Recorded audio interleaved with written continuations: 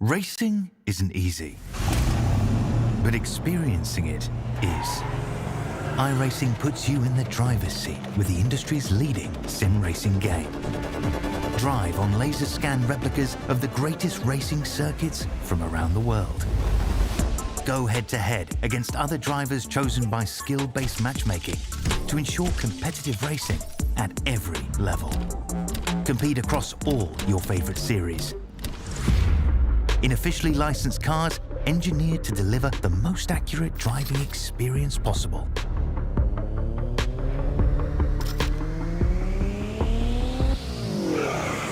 Join a race or host your own with players from across the globe. Race against the computer or in a league with friends. Feel the thrill behind the wheel. Visit iRacing.com.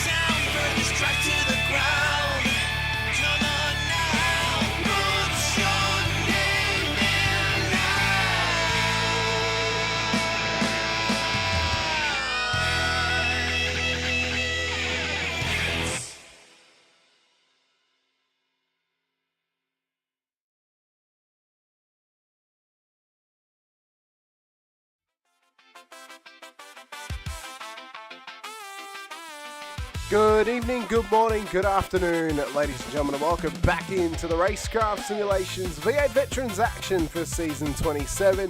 We're in tonight for Round 6 of the Split 2 action here at Long Beach Street Circuit here in California. We're live across both the V8 Veterans and Infinity Broadcasting networks here on YouTube. You can help support both by clicking the like button, the subscribe, the bell icon as well on both channels to help get us to our next milestones for each one. Hamish Munro here with you alongside Brett Fisher once again. And Brett, it's exciting times when we get to go racing at one of, in my opinion, the greatest street circuits in the world, Long Beach. It's tough, it's tenacious, and it's one that'll take a lot of grit to try and get a performance and a result out of tonight's race. Keep it out of the concrete barriers, keep it out of pit lane, and you could get yourself a solid result. Those are going to be the first two tests of the evening. Add on that 200k, 64 laps, and well, possibility of multiple safety cars. This could be a long one here this evening. Yeah, and the grit, I'll tell you what, is it the sand on the track that's going to cause all those incidents, or is it, the concrete walls, they're closing in on everyone? It's going to be a good race. It is a good track. I enjoy the track.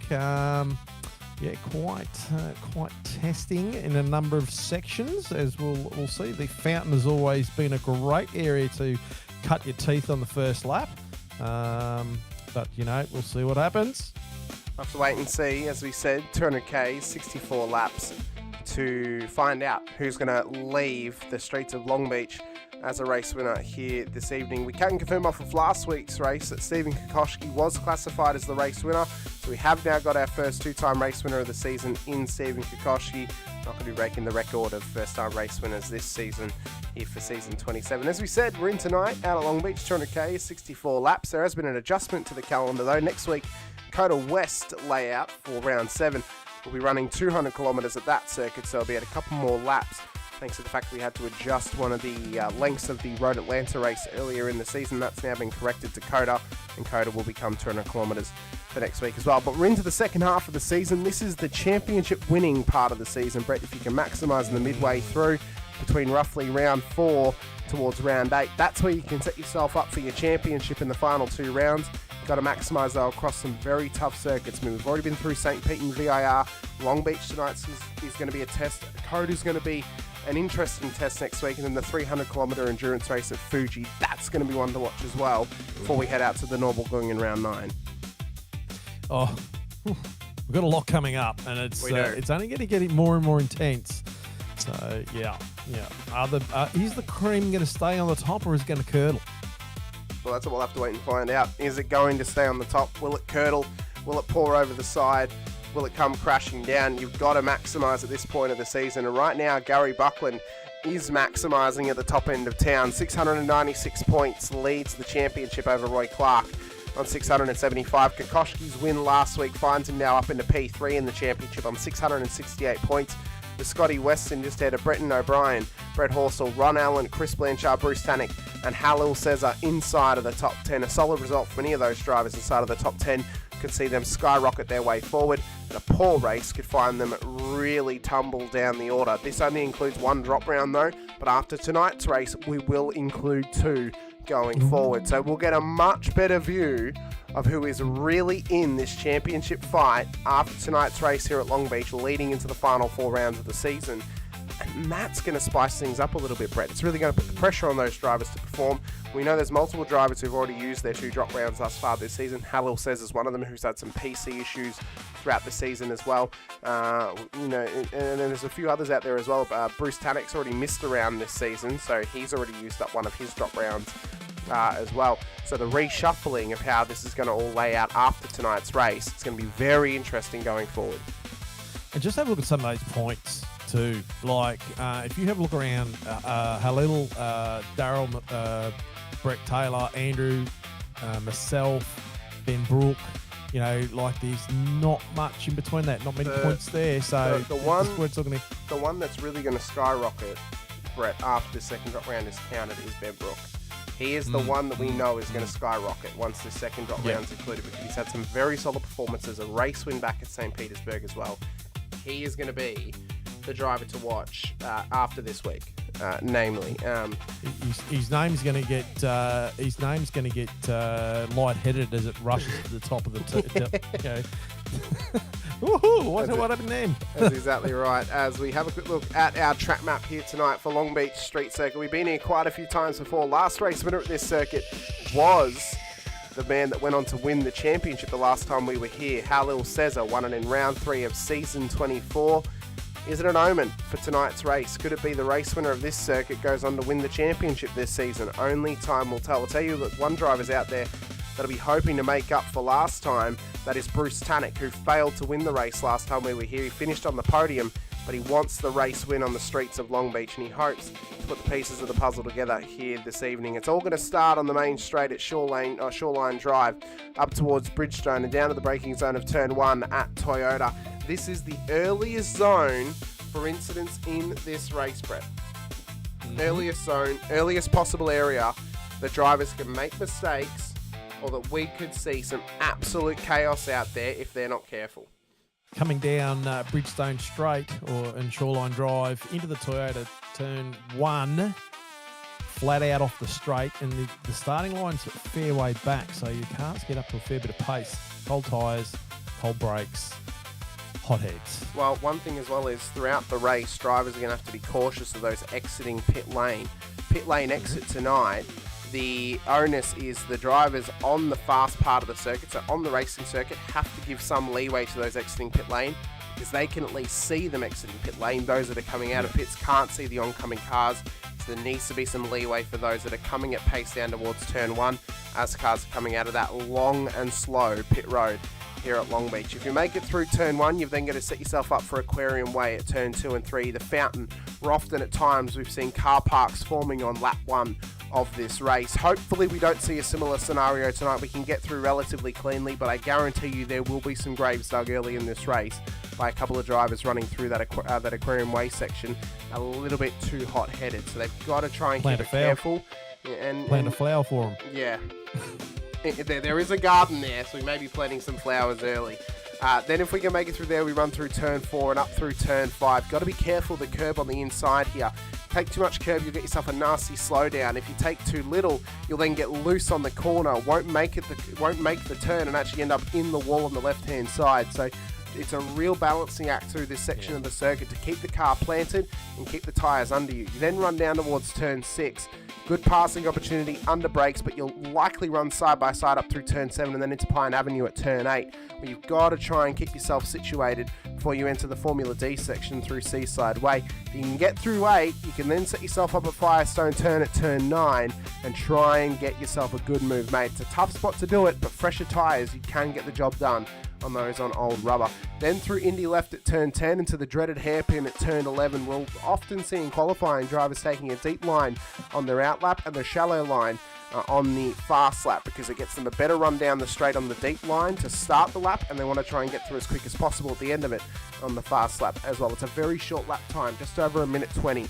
It's a tough, short street circuit. It's one that's going to offer up a heap of challenges, and it's one that's been put into infamy here in V8 Veterans. It is a true circuit made for these supercars, and it's super exciting whenever we get to come here, Brett. And I'm always excited when I get to come here. It's my second favourite track in the world, so it's exciting.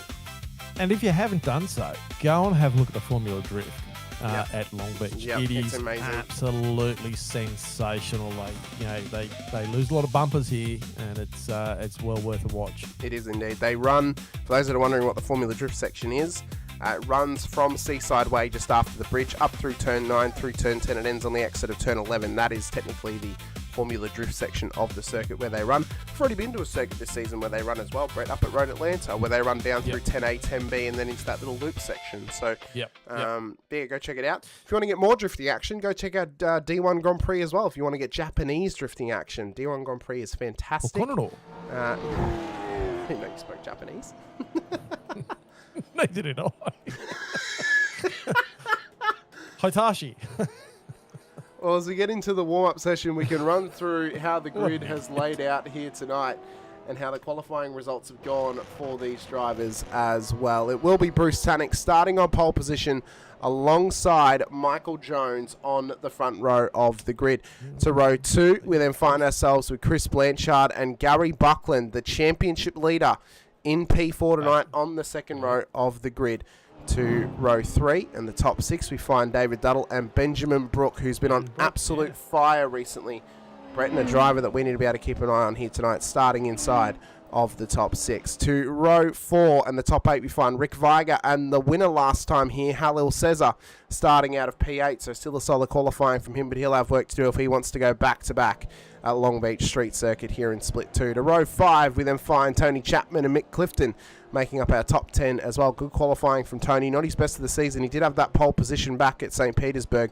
Hoping for a better result tonight than he did on that day off that start-finish line. To row 6 for the top 12, we find Stephen Kokoschki and Andrew Hoffman starting inside of the top 12. Row 7, we then find ourselves with Abel Verben and Scott Weston alongside each other for the top 14. Row 8 in behind them, we'll have Nathan Favero and Matthew Monday making up our top 16 on the start grid here this evening. Row 9, Jamie Peters starting alongside Brenton O'Brien inside of the top 18. Probably one of his best qualifying to the season for Brenton. Not as many positions on offer for him to gain here this evening as there has been previously throughout this season. To the top 20 in the 10th row, it'll be Ron Allen starting alongside Todd Duggan. It'll be a tight 10 rows, Brett. But they're not the only cars we've got on the road. We've got more than 20 cars on the grid. A lot of cars, tight track, could lead to absolute disaster throughout this race. Row 11, it's Andrew Galley and Joel Oosterval alongside each other for the top 22 to row 12. We then find Paul Burns and Brett Horsell alongside each other as well. Row 13 in behind them, it'll be Roy Clark and Andrew Listener then for the top 26. Row 14, it'll be James Baldwin and yourself, Brett, starting inside of the top 28 here this evening. Jill Camaro, 14th row of the grid. To the 15th row on the top 30, it'll be Jeremy Bush and Yusuf Corfiadis alongside each other as well. In behind them for row 16, it'll be Darryl Callahan. And Matty Fu makes his return to the series after many rounds away since round 1. He had back surgery on Friday, and he's back in the car on Thursday. How well can it hold up for 200 Ks of Long Beach? What a track to come back at after such a significant surgery. That's going to be a tough test for Matty out there back in P32. Row 17, we then find Derek Lovegrove and Brett Taylor alongside each other. Row 18, we'll then find Pete Baxter and Scott McCune for the top 36. To the 19th row, we then find our race controllers Adam Briggs and Jordan Ross. And I don't believe, oh no, there is Mario Reali will start at a P39 in the final car on the grid. But it's a big grid, Brett. It's a lot of cars to get situated. Warm-up session is underway at this stage, so they all get prepared, but big grid, tight track. It's going to be tough all throughout this race. Oh yeah, I mean, having a look at that list too of drivers is quite incredible. You see some drivers in the mid pack not getting as good a qualifying as they would have liked, definitely so. But a lot of in that top 10 or those top 10 rows, they are the championship sort of contenders there. But then, likes of Kokoschki, surprisingly, he qualified fairly low for where he would like to.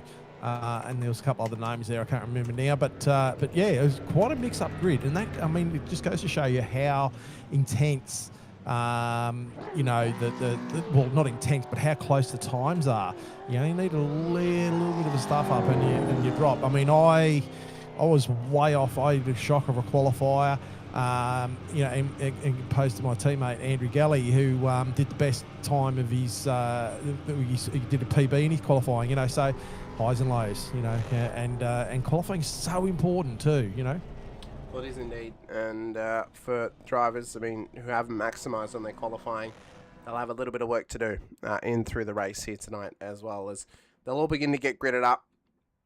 3 minutes to get out there on the grid. 3 minutes for them to get prepared.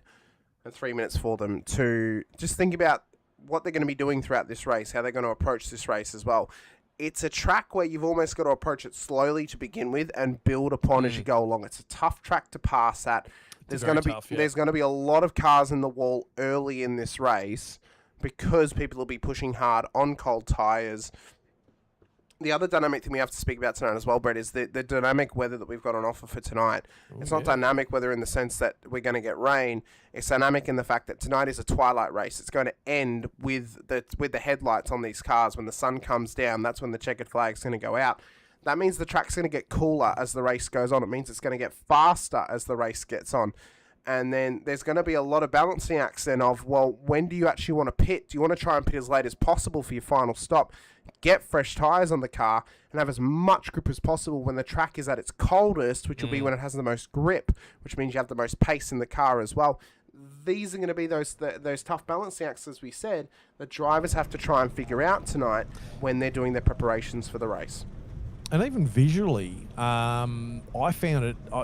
not necessarily eye strain, but I found a little bit of an adjustment time when the sun was going down and you get that twilight, and you just had to look a little bit harder, for your cues and things like that. But it was good. It was through a bit of a variance. I'm a big fan of differential times in races. Brad, I'm a fan of variable weather as well. I think it's great. I think the fact that we are getting a twilight race is fantastic. Bring us a night race. Get us to a track where we can have a night race with the lighting. Be fantastic as well. Hoffy said it best in the chat. Undercut's going to be huge tonight. Really slow, really long pit lane.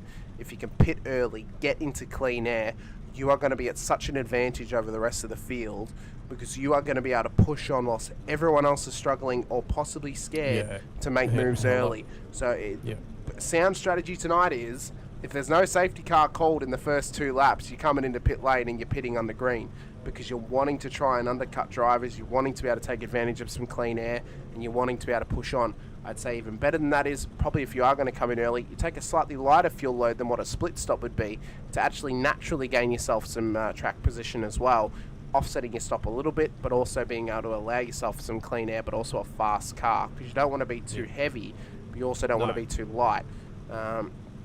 Critical lap this evening was around about lap 17, so we can get to around there fairly easily. But yeah, those are going to be the major tests. We'll see what the strategies are going to be like for these drivers all throughout the race as the pressure's built up once again. Long Beach Street Circuit is, well, it is an absolute dying state of a race. It is a track in which it offers up challenges. Revs are up, revs have risen. Who's going to get the jump towards turn 1 and who's going to survive lap 1 of hell as the concrete jungle is lit up once again with supercars action.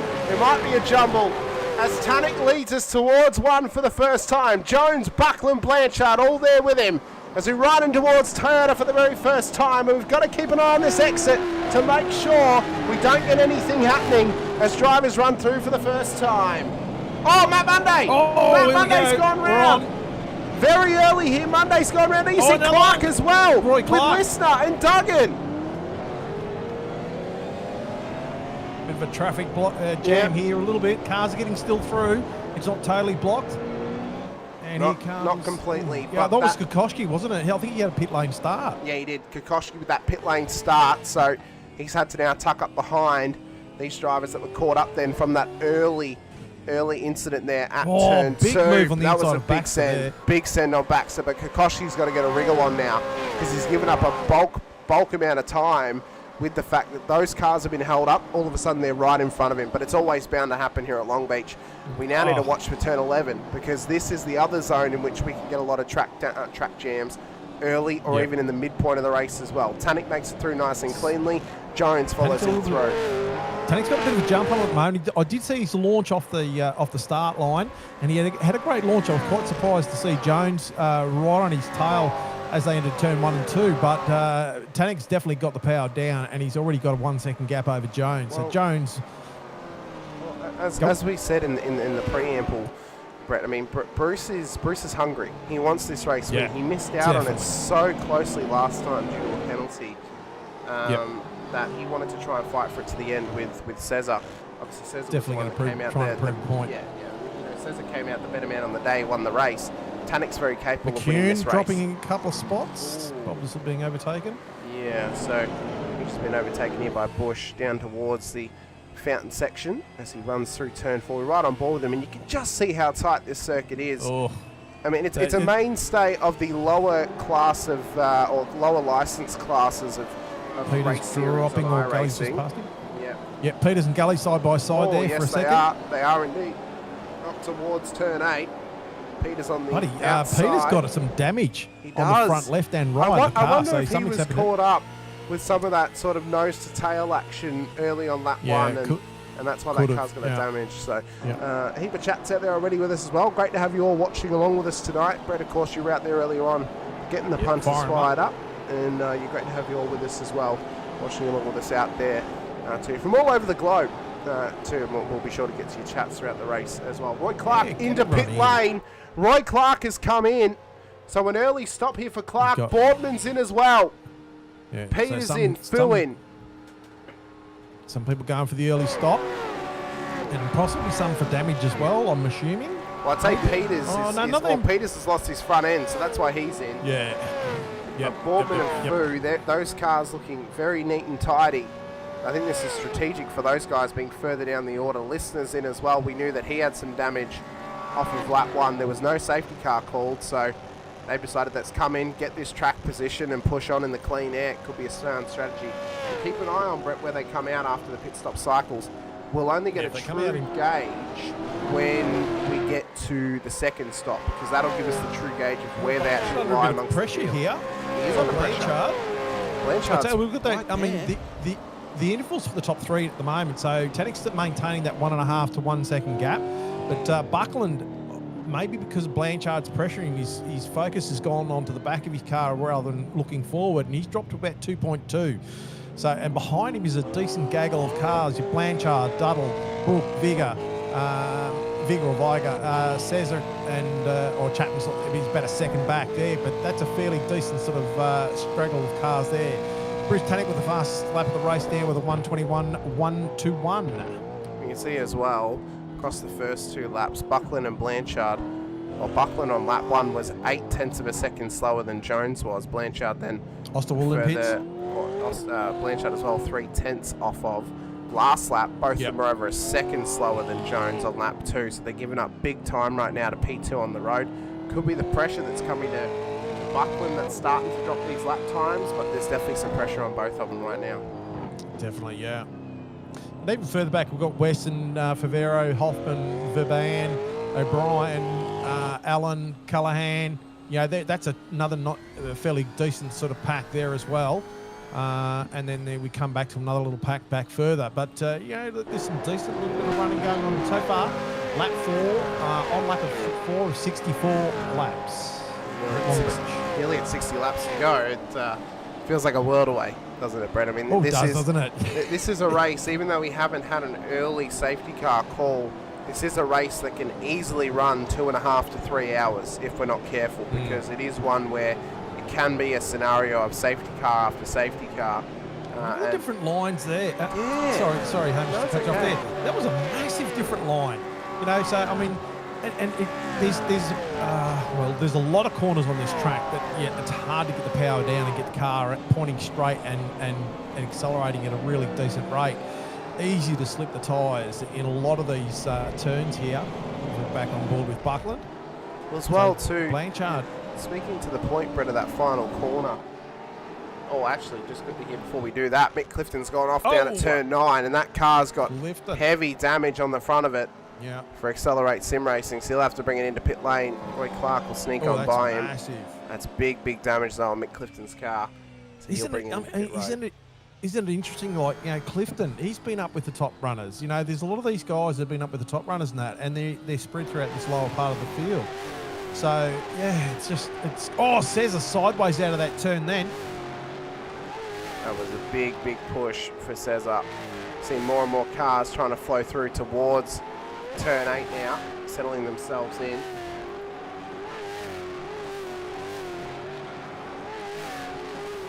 O'Brien and Ron Allen side by side there for a second. Looks like Ron Allen's got the job done there.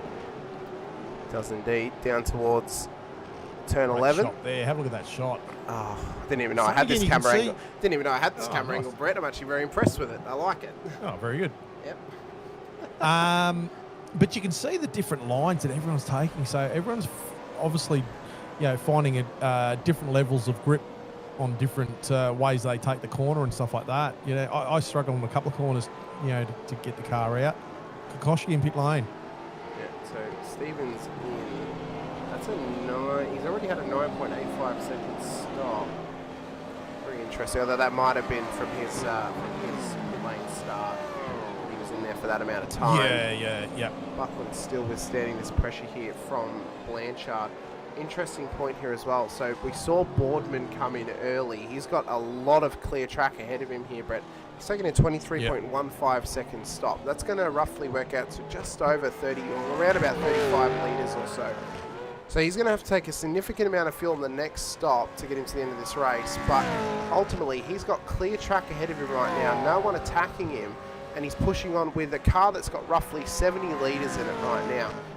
To balance this car out correctly, that's probably about the amount of fuel you want to take so early in this race, knowing you're starting with that 50 and just trying to keep it underweighted slightly so you're not trying to run this car too hard too early. We'll see where he ends up though, because this could be a great gain for him, being so far down after that first stop, but ultimately having Hoffman a lot of clean pits. air. See if this works for Hoffy too. I mean, we know that Hoff can save fuel. McCune just flashed red there for a second. I'm not sure what happened there. I don't really know where you find an off-track around here unless you go down an escape road, so that would take a significant move as Coffee finally pulls into that pit box as well. Pressure starting to form though, still on Blanchard as they run. I mean, have a look at the time that Buckland's bleeding to Jones. Yeah. Like, he's down to 5.5 seconds now. So, you know, that's a decent amount of time. It's not quite a second a lap, but it's probably a good half a second or so. Well, if we look at, again, last 5 laps, lap 1, Blanchard was faster than Buckland and faster than Dublin behind him. Slower than Buckland on lap 2, faster than on lap 3, slower on lap 4, faster on lap 5. If we look at Buckland and we compare him to Jones, he's been slower on every single lap of this race to Michael Jones. So that's where the time's being played out right now. 0.7, 1 second, 1.1, 0.9, 0.63. Yeah, I mean, yeah. Is he driving in his mirrors too much? Oh, wild out of that turn then. Absolutely wild. And the point I was going to make earlier was there is an interesting part about this track where when you exit turn 11, if you can actually hug the wall on the exit, it'll stop that rear end sliding out a little bit too much because there's less marbles out there. Oh, Buckland goes around at turn 1, doesn't hold the brakes, makes contact with Blanchard, who goes around as well. And Brooke, and he's still around. Oh, that might be, that could be a drive-through for Gary, and that is going to hurt him here tonight. That's going to be so tough to bring that back now in this race because it's already tough to pass here. But if you've got to give up an extra 40 seconds, that's a huge disadvantage now after that moment with Blanchard. Yeah, that's a shame because, I mean, Blanchard obviously had pace because he was sitting right on Gary's ginger. And Gary was a bit of a cork in the bottle there, I would think. Rial and Baxter. So Rial, I think Baxter just got past Rial. Yes, I believe he did. Further down. Rial, he's still hanging with him, which is good to see. Good to see Mario back in the field as well. Former race winner here in the series. I believe last time he took a race win was at Circuit Gilles Villeneuve back quite a few seasons ago now. I could not give you the exact season, Brett. Could not give you one for the life of me, but I know it was at Montreal. I do know that. You're doing better than me. I got nothing. I think it was prior. I think it was prior to season 18, I believe. If I'm wrong, please correct me. If I'm right, then yay. But he's putting the pressure right now on Pete Baxter. Oh, Horsell and Bush. I say Horsell in pits. Again, some of these early stoppers. Interesting, the race leader staying out long, but I suppose this is the sound strategy for those guys just to keep pushing on. Although they've now caught lap traffic, so Tannick's just gotten past Matty Fu. And now he's got Andrew Hoffman just ahead of him as well to deal with as well. So this is where the disadvantage of staying out long can hurt them because they are now catching that lap traffic. I think the thing is that if he feels he can get past them relatively cleanly and easily, he might continue to stay out if he doesn't hamper his time too much. But I guess when he's got a pack of cars in front of him, well, you know, maybe that might change. Maybe as well, he might be hoping that they might just let him go, knowing that this track, knowing the fact that this is already tough enough to pass at. Oh, no matter what, make it for him. He did run it a little bit wider. Now flows through. Here is David Duddle. This is now P3 on the road, and he's only just at turn 11. Is David? He's getting hounded right now by Rick Viger, Ben Brook, and Halil Cesar just in behind them. Tony Chapman tails this battle pack as well. Then there you see Weston and Favero, and then Kokoschke, who was a lap down now on those cars after that first pit stop. So that's put him. And the issue would be then there's going to be a little bit of level of difficulty if there is a safety car for the next stop for those guys, or even the first stop of those who have not stopped just yet, because then those drivers that are lap down have to deal with the wave around scenario, and they're not really going to gain very much by staying out. So that's going to be tough as Riali just got it through turn 11, and Duggan's all over him, but a massive snap. What a catch on the exit. Yeah. Gets the power down, but it's ruined the run down towards turn 1. No chance of attacking him now. He'll have to stay just in behind and hope for another chance later in the lap. Duggan carrying a fair bit of damage left and right on the front of that car. Monday in the rear view mirror of Duggan there. Well, no, that is actually Andrew Listener, who's a lap down. Oh, sorry. Oh, okay. Monday is technically behind him. He's back here, who was involved in that lap 1 incident down at the fountain, but car directly behind is Listener. Very similar colours. Oh, very similar. Sorry, Listener. They've both got green on them. Yeah, I had a glance. Anyway. Ron Allen is putting Definitely some not putting some big Definitely pressure not right now perfect. on Gary Buckland. He's got his teammate Callahan in behind him as well. Abel Verben can start tonight for him. Good qualifying as well. He's up 3 into the top 10 as Cesar finally comes into pit lane. So he's decided he doesn't want to hang behind those cars ahead of him any longer and maybe trying to undercut them slightly here as he runs it down pit road for the first time here this evening. I'm just having a look at those times peel out too. You know, a lot of the times in the 122 starting to get into the 123s as they're further back down the field. But even mid-pack, there's still 122s. You know, so it's a lot of decent sort of times there. It's just, you know, being spread out a little bit and incidences and nuances and things like that happening is just spreading out this field. But it just goes to show you how close the racing is here. I just noticed actually, so Cesar's just come in. He's more than likely going to be ahead of his teammate on the exit actually. This is where Boardman is at turn 11. This is going to give us a good indication actually of Boardman's gain from this early stop from him on lap 2 of where he is in comparison to his teammate. So his teammate was well inside the top 10. He was back inside of the top 25. So he comes around towards turn 1. And there's Cesar right there. So that is a significant gain for the 7 Camaro. There's a bit of damage on that car as well. So Cesar might just be trying to manage it at this point. But that's a huge gain for Boardman on his own teammate. This should pay off well if they can keep it clean now. Might even get him inside of the top 15 if he can be happy and healthy throughout this race. Yeah, definitely.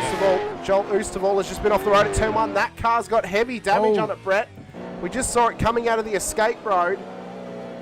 This car has got some mammoth damage on it. He may need to bring it back into pit lane. Oh, yeah, it looks like he's fighting the car a little bit there.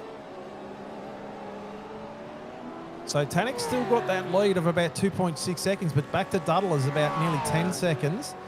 So top 3 really spreading out here, but Rick Viger on the tail of Duddle, sorry, pardon me. There was Ben Brook as well, which is tucked behind him. Todd Duggan finally got that move made, by the way, on Mario Reale down at turn 11, so he's now made his way past Mr. Reale down there.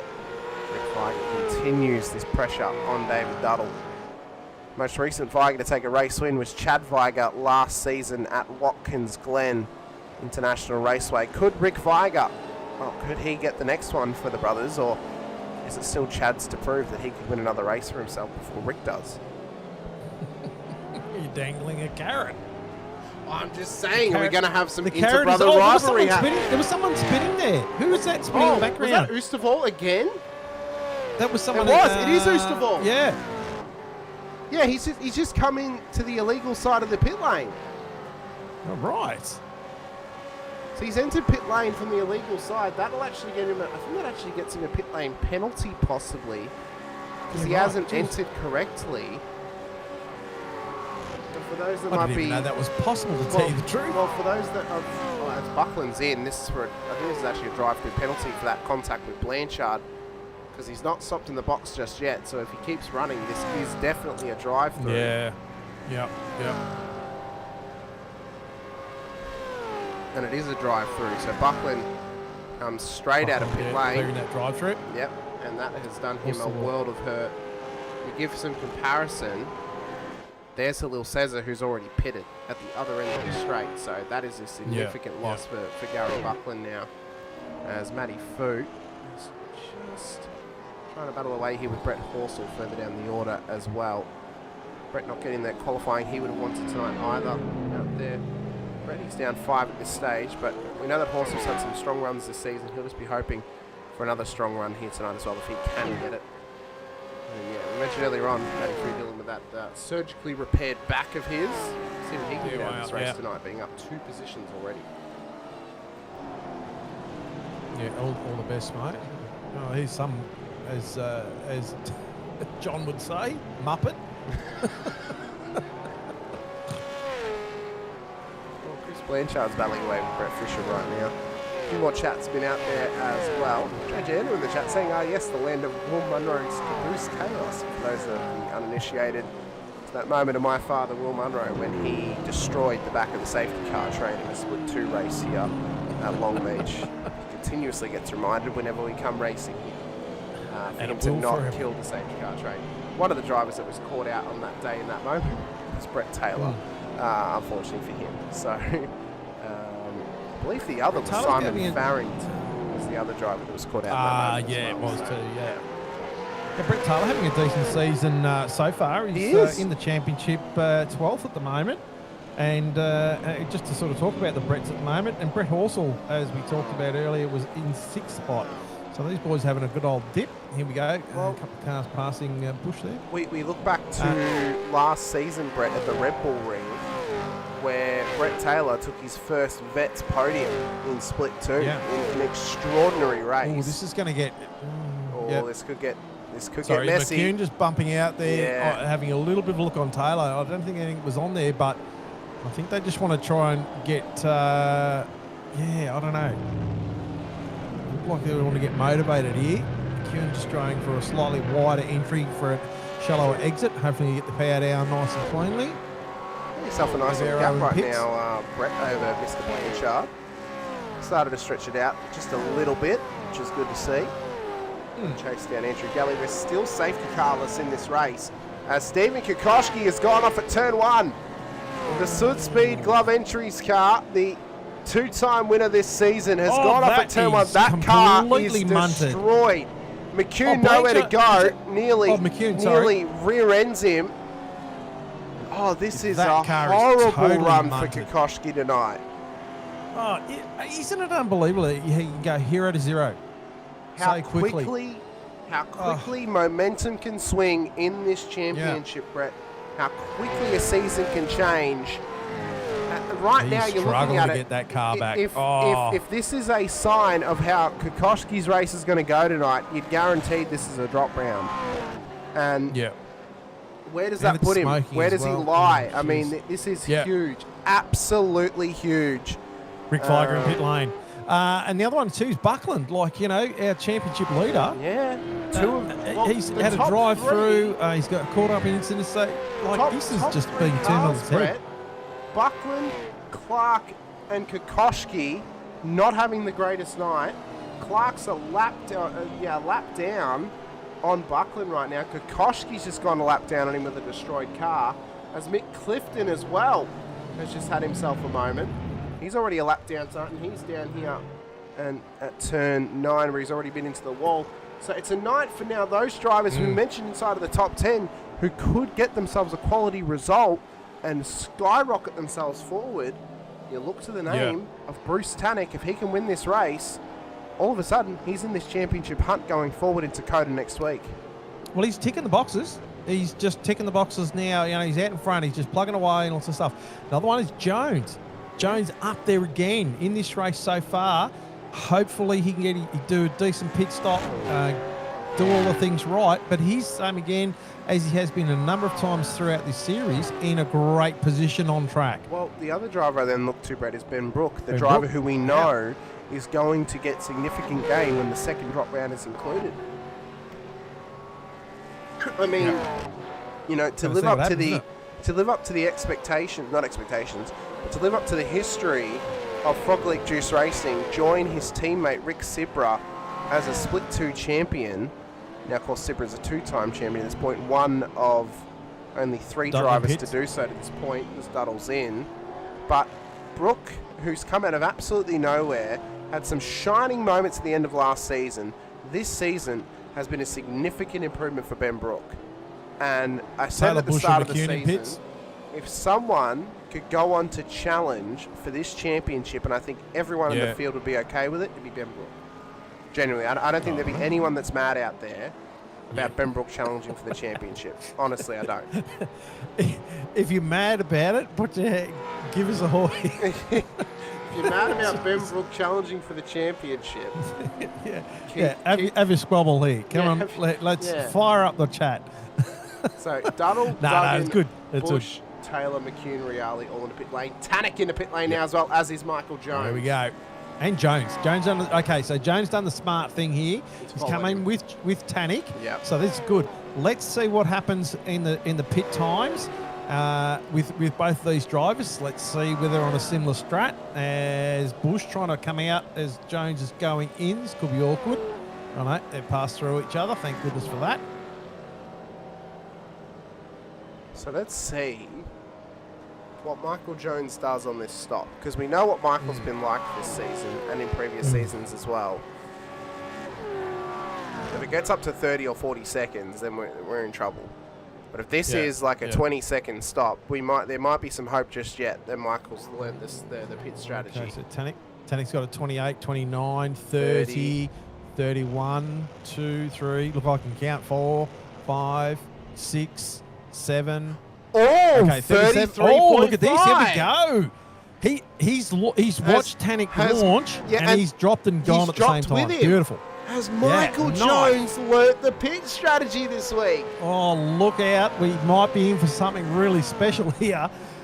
That's fantastic. So Tanik's taken a 37.65 and Jones has taken a 33.54. So to keep obviously in contact, although, geez, Tanik's taken off pretty quick there. That might be just the Verbal, Callahan, Blanchard, Fisher, Buckland, Galley, Baxter, all in. Last two cars we expect in the pit lane at this point. It's Tony Chapman, Brenton O'Brien, and actually as well Roy Clark, who pitted on lap 1. So there's 3 cars still going to be able to do a CPS to this point. Tony Chapman is now doing his. Is Brenton O'Brien going to follow him? We are now at critical lap, by the way. Critical lap was lap 17. We're on to lap 18. Brenton O'Brien comes in. Bruce Tanik will look to retake the race lead off the back of this. Kofita's doing the fastest lap of his race at 1:22.290. Yes, which is a great run for him. Stephen Kokoschke has gone off at turn 1 again. What is going on? The wheels have completely fallen off for Kokoschke. This is getting to the point now, Brad. It's not Steve's night, unfortunately. Nah. That's what it's looking to be. And he'd be driving frustrated too. He'd be definitely driving very frustrated, knowing obviously he can drive better and stuff like that. So he's going to be on the back foot. So he just needs to chill out, let it all happen. Chapman and O'Brien exiting pits now. So they end up. James done a 23. By the way, up 20 positions now into the top 10 after pitting on lap 2. Good. So that's the sort of gain that he got off that undercut. Peters has done the same thing, and he's up into P8. So that's a great gain for those guys who came in on lap 2. That's huge to be up 20 positions. That's fantastic. See if they can hold on to it in this race. The worst thing that could happen for them now, Brett, is a safety car comes out. They want a green flag. Big lock-up. Huge lock-up there by Duddle. For Oosterwald. Oh, Oosterwald, sorry. My bad. Massive lock-up, but worst thing that can happen now. He's going to let Boardman go past, Worst thing that can happen now for Boardman and Peters is they get a safety car. They want it to be a green flag stop. Chapman's just got to pass Peters and then back again. So they're fighting side by side at the moment. Weston this is pressure on him. He's got his teammate behind him too, has he? Yeah, Nathan Favero. Chris Blanchard, Matty Fu battling away now. That's a good gain for Fu as well. He followed his teammate. He's up 13 into the top 20. So that's worked out well for both of those guys, whether they can hang on to it again. Hoping for that sound strategy of possibly safety carless race, and then that's where that will pay off for them. Look who's in behind Matty right now as well, doing the fastest. Brent Brook taking the fastest lap of the race at a 1:21 flat. Well, he's got a much lighter fuel load right now than what Tanik and Jones does. He took a 24.6 second stop on the last time by. Jones and Tanik in comparison. Jones 33.54, Tanik 37.65.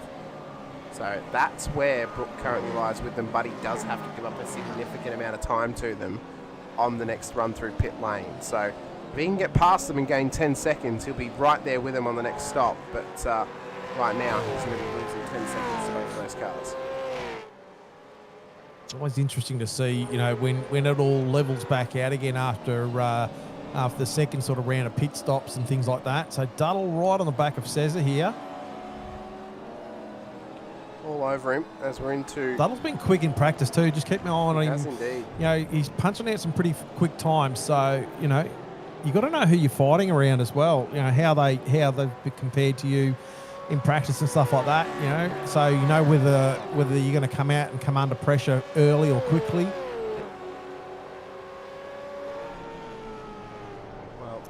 Well, good point made in the chat from Brett O'Brien. Benbrook needs to have a perfect season now for the rest of the season, but he will get a big gain from his second drop round, being that his previous finishes P29, P30, P42, with his first place and his third place alongside that as well. So he's going to need some good performances this season as Peters is in for his second stop of this race. So he comes in earlier than what Boardman did, so maybe a little bit of undercut strategy here trying to be applied for the 95 car. Long way to go though. It's a very long way. I mean, that's 43 laps on tyres. They're going to be they're going to be marshmallow. Be like trying to drive on sponges. Oh, actually, hang on. Stephen Kokoschki's crashed. This car Again? is in the wall at turn 1. What is going on with Kokoschki? He's had the worst night ever. And actually, unbelievable. I'm noticing as well, Boardman looks to have a bit of damage on the front of this car. I wonder if he's actually clipped him through turn 1. That is tweaked. That right-hand tyre. Yeah. I wonder if he's... So I think Kokoschki, it says that he's had a crash on his own. I reckon they've called a safety car. They have. They've called the safety car. So the safety car's getting out there. Drivers are coming in. So safety car is out on track. Project Fade. Well, that could be Boardman's. That could be Boardman's. It's his safety net for the damage. Grace. But the issue is he wanted a green flag stop with his fuel strategy. So this will drop him a little bit.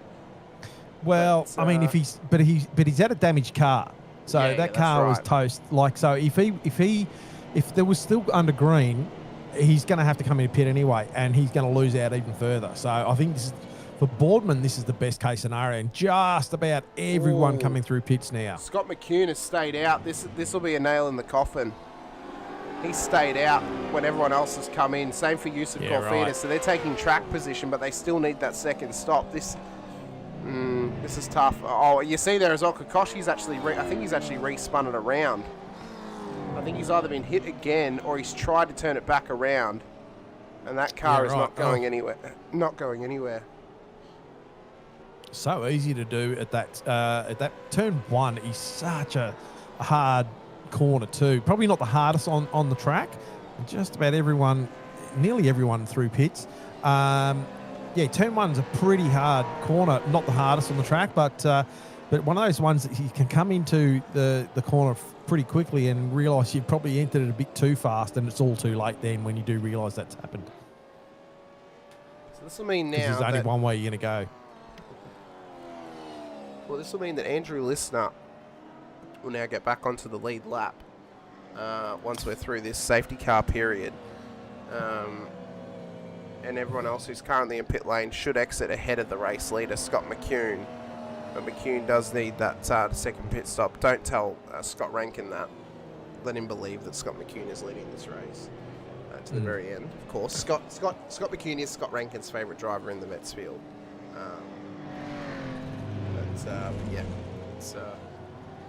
But for Bruce Tannick, 18.51 seconds stop. So time is on with him and Jones. This has worked out great for Jones, though, and for Brook. Hang on, I think I've got a call coming through. Hang on. Hello? Yeah. This is Concrete calling. It's for Stephen Kokoschki. You are horrible. You are. Well, I can't believe it. He's just had the worst night. It's just unbelievable. Unbelievable. I never know what's going to happen, actually. What's going to happen, where things going. You should try and live your life like that. Quite entertaining. So this has been a big help and probably a big saver as well, Brett, actually, for Ben Brook and Rick Feiger, because they're now no longer giving up 10 seconds to Bruce Tannick and Michael Jones. They're going to be right on them off this restart. They've got to be careful with Corfidis and McCune. The difficulty now is every single car that is pitted will have to do over 40 laps on a set of tyres to the end of this race.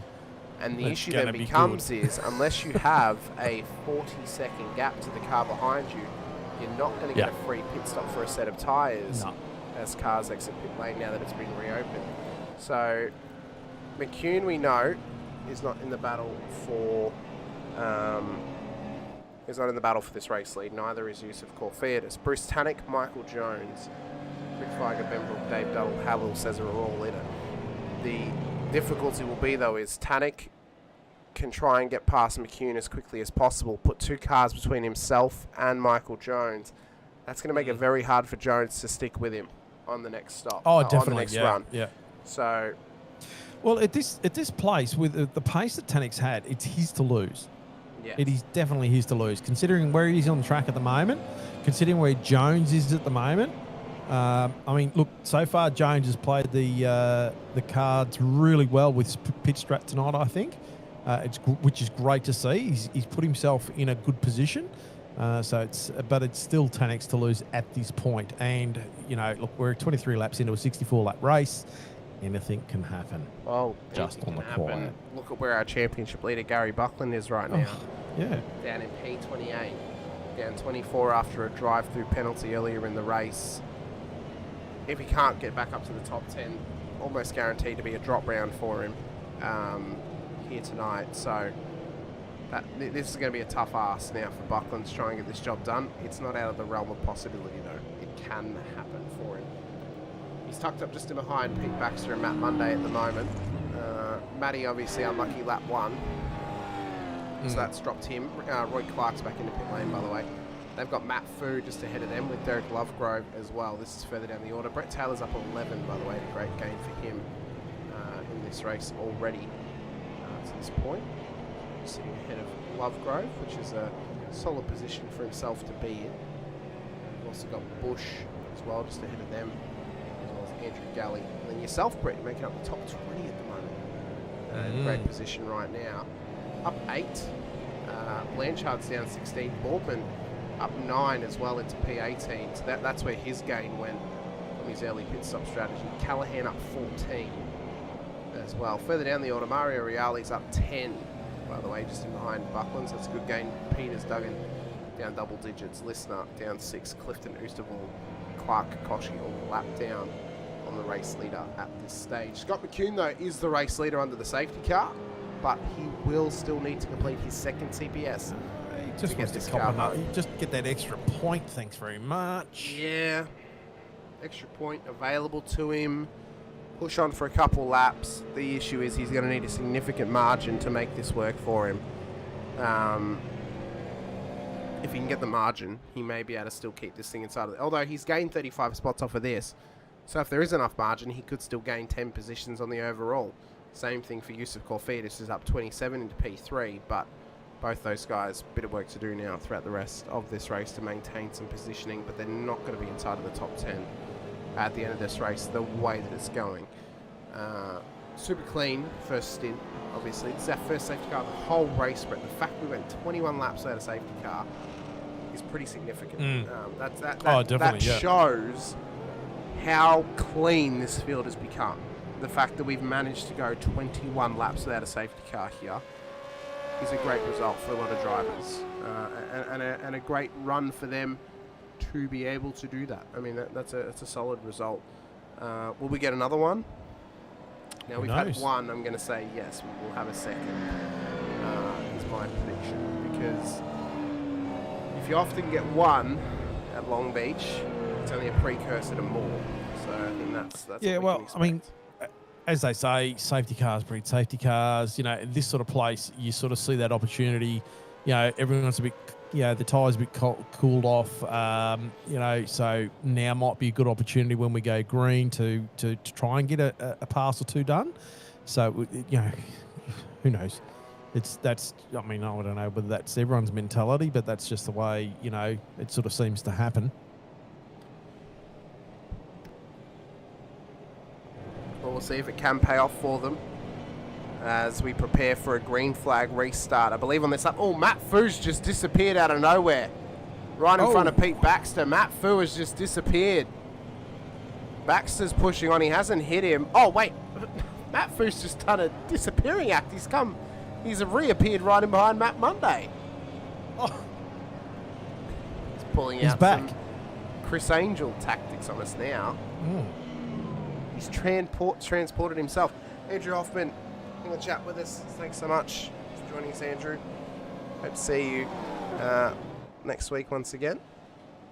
Sean Palmer in the chat though saying extra point without any real gain is pointless, isn't it? And I do have to hazardly agree with him. Because unless Scott is gaining a big amount of positions from this, one solitary point for leading a lap, is it going to make that much difference? Oh, probably not, but you know, hey. Well, we'll see. We'll see how it plays out. Bruce Tannick in the chat with us too. Great to have you out there with us, Bruce. Hoping for you to be able to make up for the last result that came here at Long Beach for yourself and finally see you get that race win. Doing well so far. Doing very well. Like so we talked about before. when does McCune go green? I would expect it right on the exit of turn 11. And he has done. Green flag. Back to racing at Long Beach. Lap 26 of 64. We have got 45, more than that actually, 49 laps remaining, 39 laps, get my math right, 39 laps of this race remaining. For Scott McCune, it's time to maximise and push forward as best you can. For everyone else, it's survive this restart now. You've got to do it all over again, Brett. You've got to survive turn 1, the fountain, turn 5, turn 8, turn 9 and turn 11, all once more with everyone tightly compacted close together.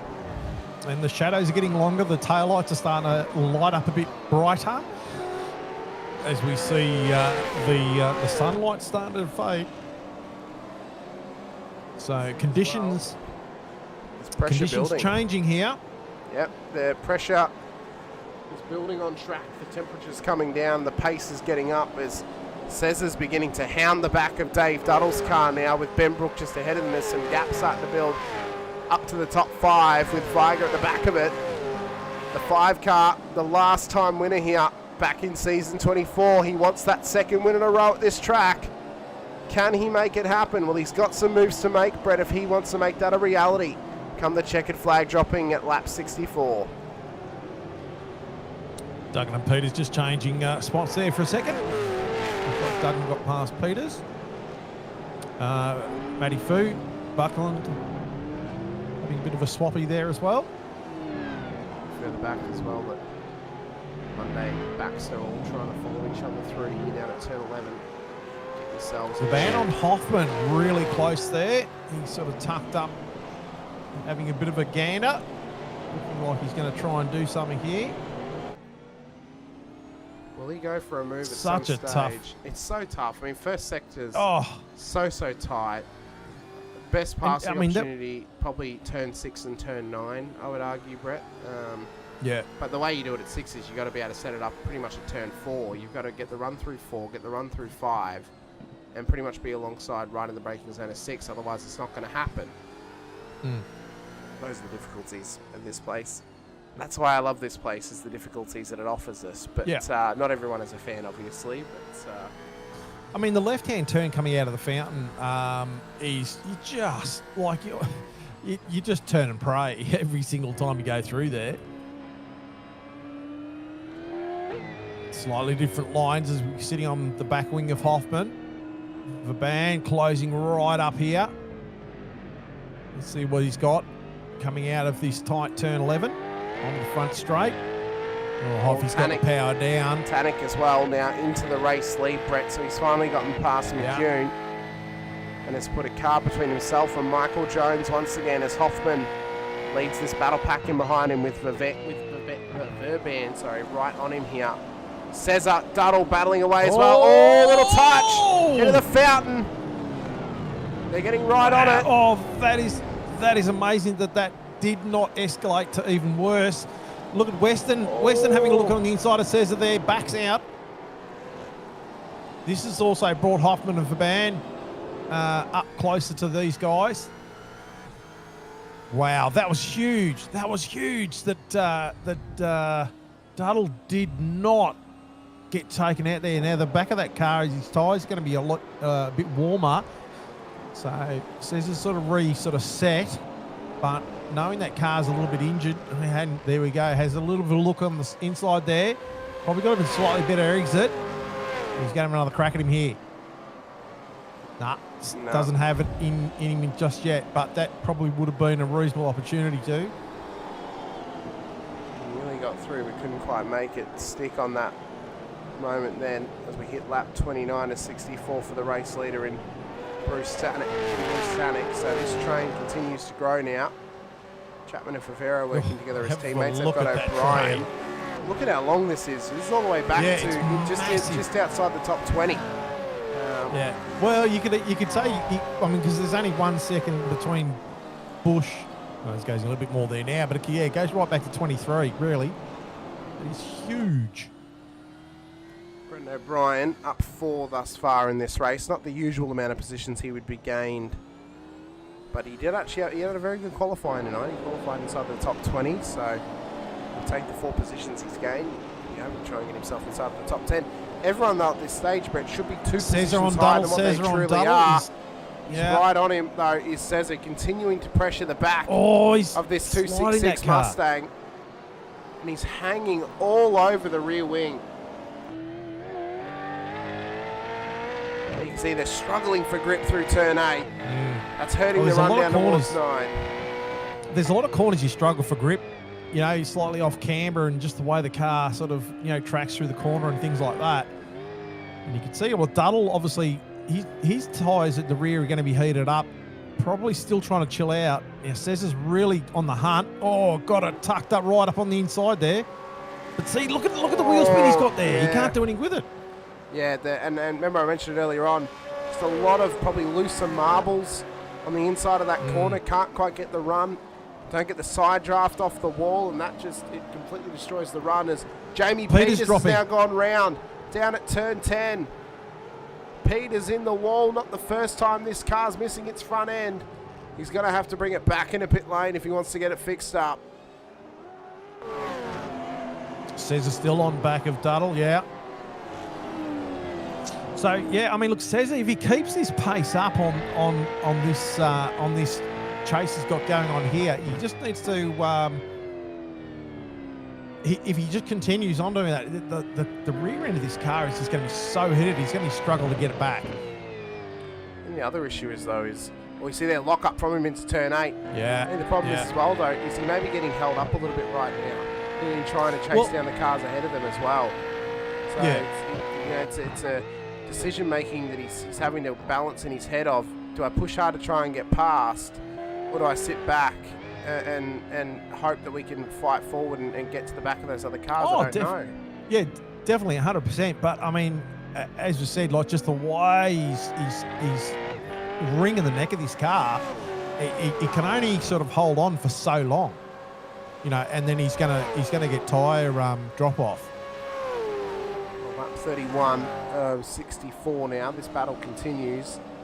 Bruce Tanek, by the way, front end of town, has got a nice gap over Michael Jones by about 2.5 seconds, who's trapped behind Scott McCune. Yeah, he's trapped. Yeah, he's got to get this move made as quick as he can. This is the lifeline for Tanek to build some gap now in the race lead.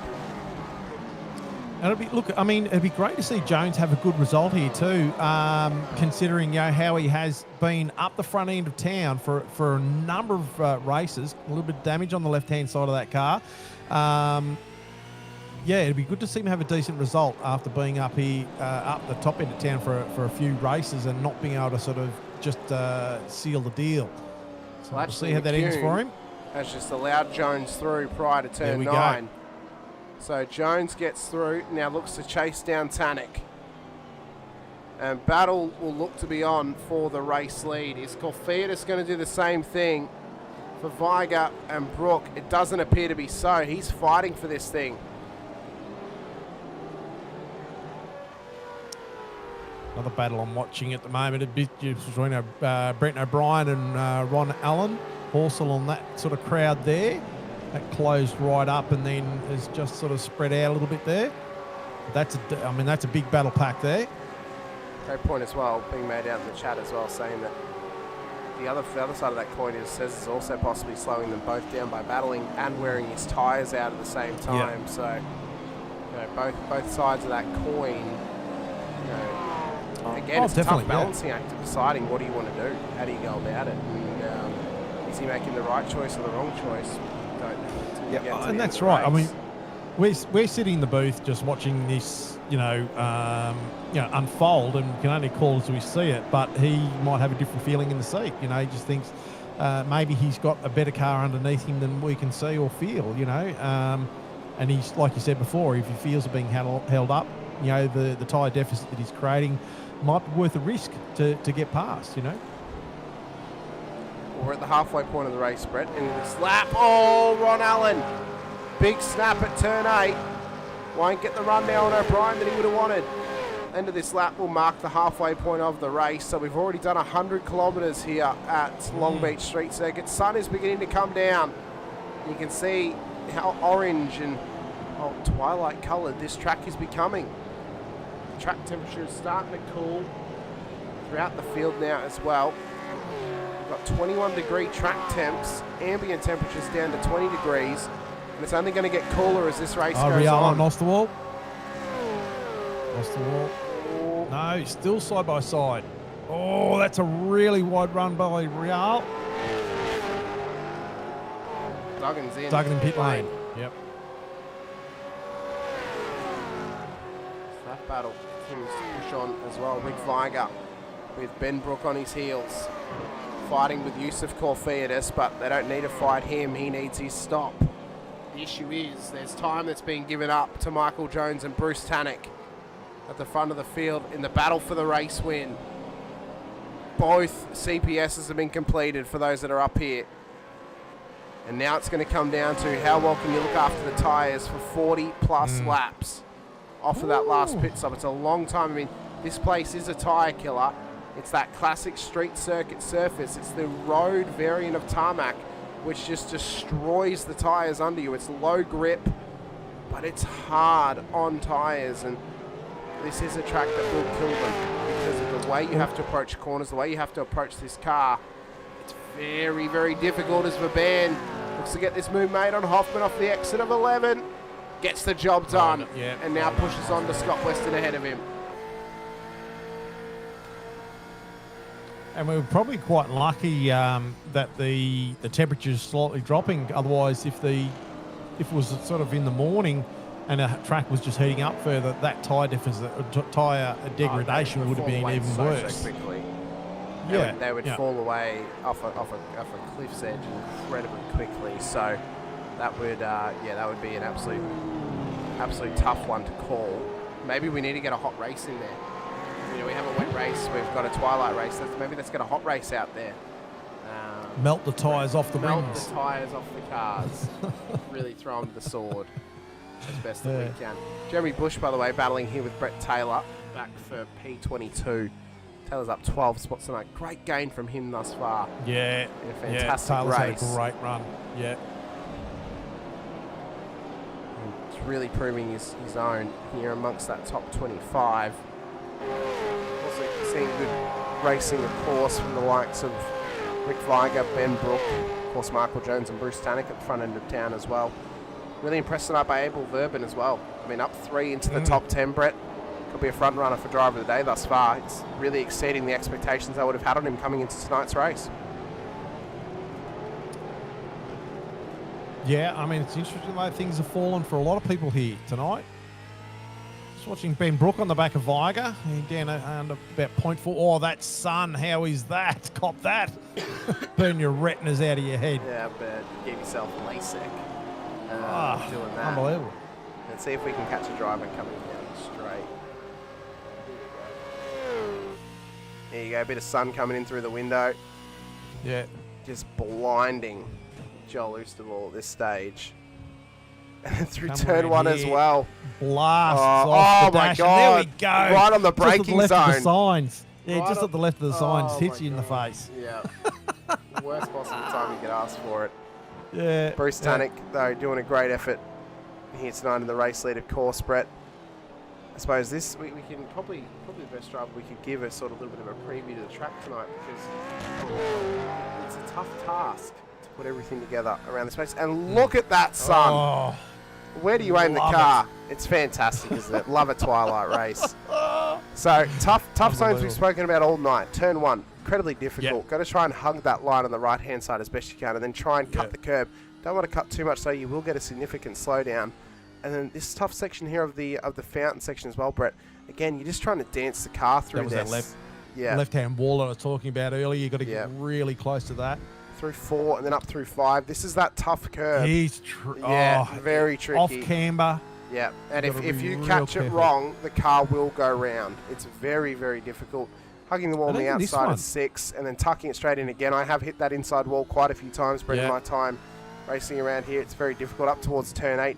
Again, trying to take as much of the track as possible, tuck it right in against the wall for the exit of 8, and then just punch it straight down through the shopping complex towards that Formula Drift section we spoke about, the Firestone curve at turn 9.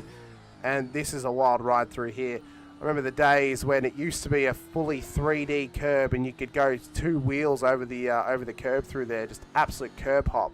Unbelievable what used to happen. And super tight at 10-11, very, very tough corner. It's a rewarding track, Brett. It's a track that will reward you for putting a lap together. But, and as we can see, the sun's starting to set now. This is feeling like Bathurst 12 hour. Ron Allen on O'Brien. As O'Brien and Ron Allen continue to battle through turn 9. That was close. He's had a big crack at him there, but he hasn't been able to pull it off. You also see, look at that gaggle of cars, all just wanting another position. I mean, an extra spot can sometimes be, just that little bit helpful. Oh, Duddle on Brook. He closed right up to it. Yeah. Oh, look at Cesar. Cesar on the inside. Got the move made down at turn 5.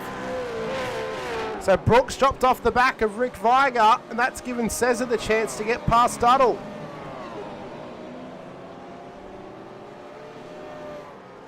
Absolutely huge. This battling is really heating up at the front end.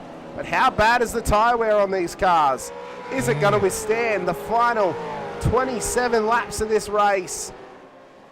Well, I mean, Brooke has probably hit the advantage because Cesar and Duddle have been punching out the laps hard.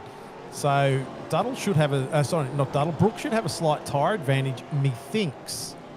I could be wrong. Baxter and Monday overtaken. Taylor and Galley. Oh, Galley's dropping. He is, and I think he's just lifted out of that one possibly. Yeah. Made the smarter move of giving up 2 to maybe maintain position in the race. And just hold on for a little bit longer. You can just see how tightly compact the field remains, Brett. Not much has changed in terms of gaps building in the mid-pack, and these trains are continuing to hang on to each other at the moment as Ron Allen continues to apply this pressure here to Brenton O'Brien towards turn 1, as well as Abel Verben and Andrew Hoffman continuing to battle each other as well. Hoffman has been really close to Verban on a couple of occasions, as he is this time around as well. So he's definitely got pace in that car. Chapman and Favera here, I mean, they're hoping that they can work together, of course, to get past those guys, but they don't want to try and run the tyres down too early. So a lot of tyre saving right now. Just trying to hang on to this rubber as best you can to the end of this race. As Hoffy continues to put the pressure on Verben here. Yeah. I mean, the way that he's driving this car doesn't look like a tyre save at all. It looks like he is attacking him.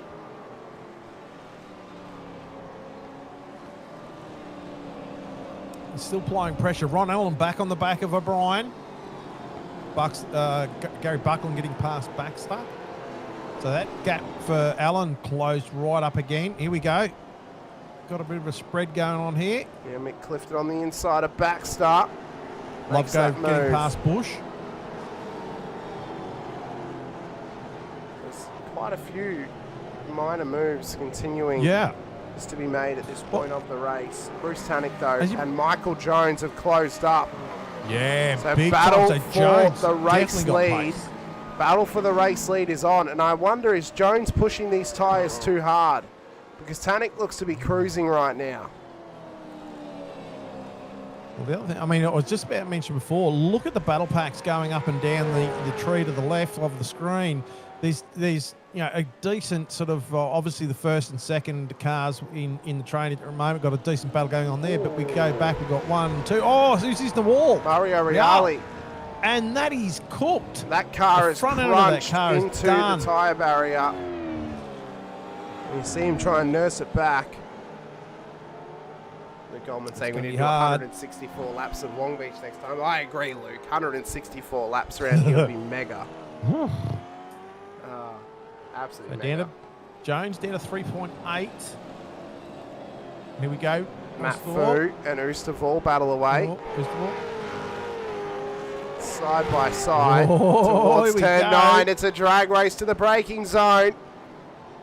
Matt Fu on the inside. He's made an overtake with the crook back. Somehow he's made it happen. Done well. That's a good move for Matty Fu. Good to see him back in the field as well. He's had a lot of things happening in the background as of late, and it's just so heartwarming to see him back on. No, that was not actually a pun. That was just that's a mistaken pun. But it is so heartwarming to see him back on track and to see him racing with us once again. So, and he finally got to run the Anzac Day livery. He didn't get to run it last week, so he decided to run it this week. So, yeah, good on him. Good on him. See Rick Feiger, Ben Brook, Halil says that these guys are now caught up with each other once again. And you see the gap as well back to Duddle, so I think probably a little bit of both worlds that we were discussing earlier on. Of Cesar probably pushing too hard, wearing his tyres and giving up time. Cesar but then closing also on Brook. Yeah, so he's having a look on the inside of Brook. He might get this done. He's still up on the inside. Now Brook's going to have, if he keeps it stuck there, Cesar's going to have to back it out. Although, no, he's going to have to. He doesn't have it inside at 11. He has to tuck back in, but. So Cesar's still got the tyres underneath him. If he can still challenge like that, and he's done well. And they've got the pace, so it's very interesting the little nuances of all these battles that are occurring throughout this one. As Mario Reale finally gets it in and out of pit lane from that damage incurred down at turn 1 as we begin lap 41 of 64 here tonight out at Long Beach Street Circuit. Sun is beginning to set, but we're not setting on the season just yet. We've still got 4 rounds to go after tonight's race. Next time out, Coda NASCAR West Circuit. Circuit of the Americas hosts round 7 of the season. It's been extended to a 200-kilometre race. A couple more laps than what we were supposed to run. But it was 150 as Rick Feiger up the inside of Yusuf Colfiadis at 6. Finally gets that job done on the car that needs its second CPS tonight. Brook wants to make it a 2 for 1. As does Cesar. 3 for 1. Corfiadis pulls out of it, lets them through, and now they get to push on, but it's 9.4 seconds up to McCune, and it's 18 seconds to the race leaders. Unbelievable. This thing is still going off left, right, and centre at the moment. 42 laps as we just enter into the 42 lap zone of 64 here at Long Beach. We've got some definite action happening. If you're bored about the action that's happening on track, I tell you what, you might need to give yourself an uppercut. I don't know what for, but anyway, it should be right. Move on. Chris Blanchard. Look out, Blanchard. That car heavily damaged, the 669. He'll be able to nurse it back to pit lane. But this thing has got, it's not been the night for Blanchard. That contact earlier on with Buckland, and now has to drag it back through pit lane once again. I suppose if you're coming in now, you might as well take a set of tyres, Brett, and just see where you end up. You would. I mean, that thing is munted again. Wow. Look at the front left on that car as well. Destroyed, absolutely destroyed. Matt Monday, Buckland, Lovegrove, all getting involved though. As Monday up the inside at 1, gets that job done. Can Buckland make it a 2 for 1 special as well? Up towards the fountain. Massive lock up for Lovegrove. Over the rose as he goes. How did he get out of that? Somehow Buckland got through, but Clifton has been caught out by that. My Lord. Unbelievable racing. Could have been so much worse for those drivers. As Tanik pushes on with Jones right behind him. Bless you, Mr. Fisher. Oh, thank you. Sorry. I covered the mic as much as I could. Unbelievable. So Jones and Tannic continuing to apply pressure to each other defensively and attackingly. But what a race thus far, Brett.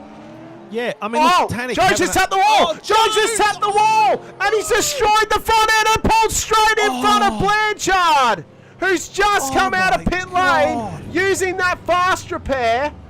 Oh, it's heartbreak for Blanchard. Absolute heartbreak. Oh. And Jones again. Oh, he was in the box seat. What have you done, Jones? Oh, my God. And Paul Blanchard. Clifton, Oosterval, Listnut, Clark are all coming into pit lane. Ah, right. So why not? Why are we getting cars in pit lane? No one... Have we got... Oh, okay. No one's pulled up and stopped. No. Well, the safety... Oh, that's why Andrew Galley has gone off at turn 9. Andrew Galley, yeah, that is done. Wow, what's happened? Everyone's just lost their minds all of a sudden. And you know what? If you're further back, you might as well come in and get some tyres. But Bruce Tannick's coming out of the race lead. Oh, wow. What has Bruce Tannick done?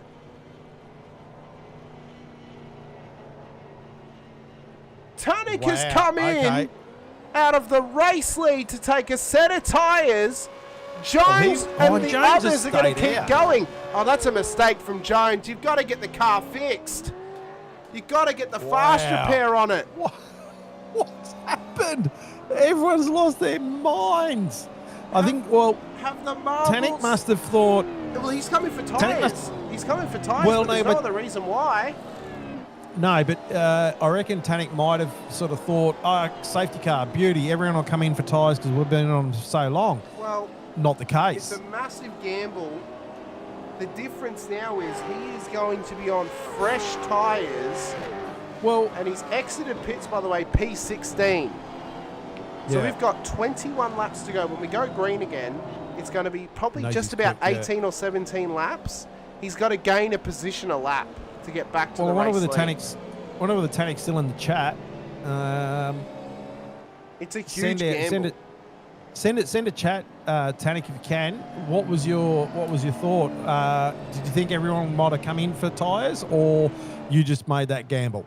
What we're going to do right now is, Brett, we're going to take this time under this safety car to give thank you to our title sponsor and catch our breath, to Racecraft Simulations. We're going to go for a very, very quick ad break before the final third of this race commences. Michael Jones in the race lead with significant damage. Can he hang on to it? Can Bruce Tannick's gamble of fresh tyres with 20 to go pay off, knowing he'll have to gain a position a lap to win this race? Time will tell. Don't go anywhere. We'll be back very shortly with the final 20 of Long Beach here for round 6 of season 27 of the V8 Veterans.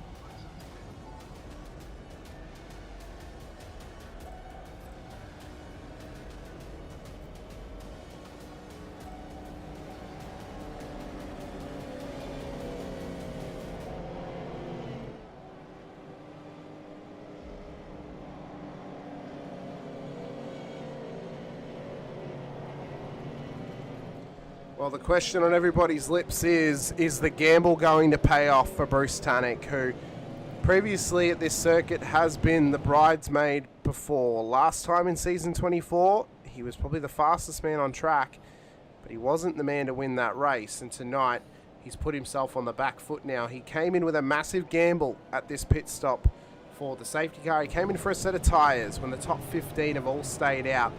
20 lap old tyres versus brand new rubber for the final 20 laps of this race.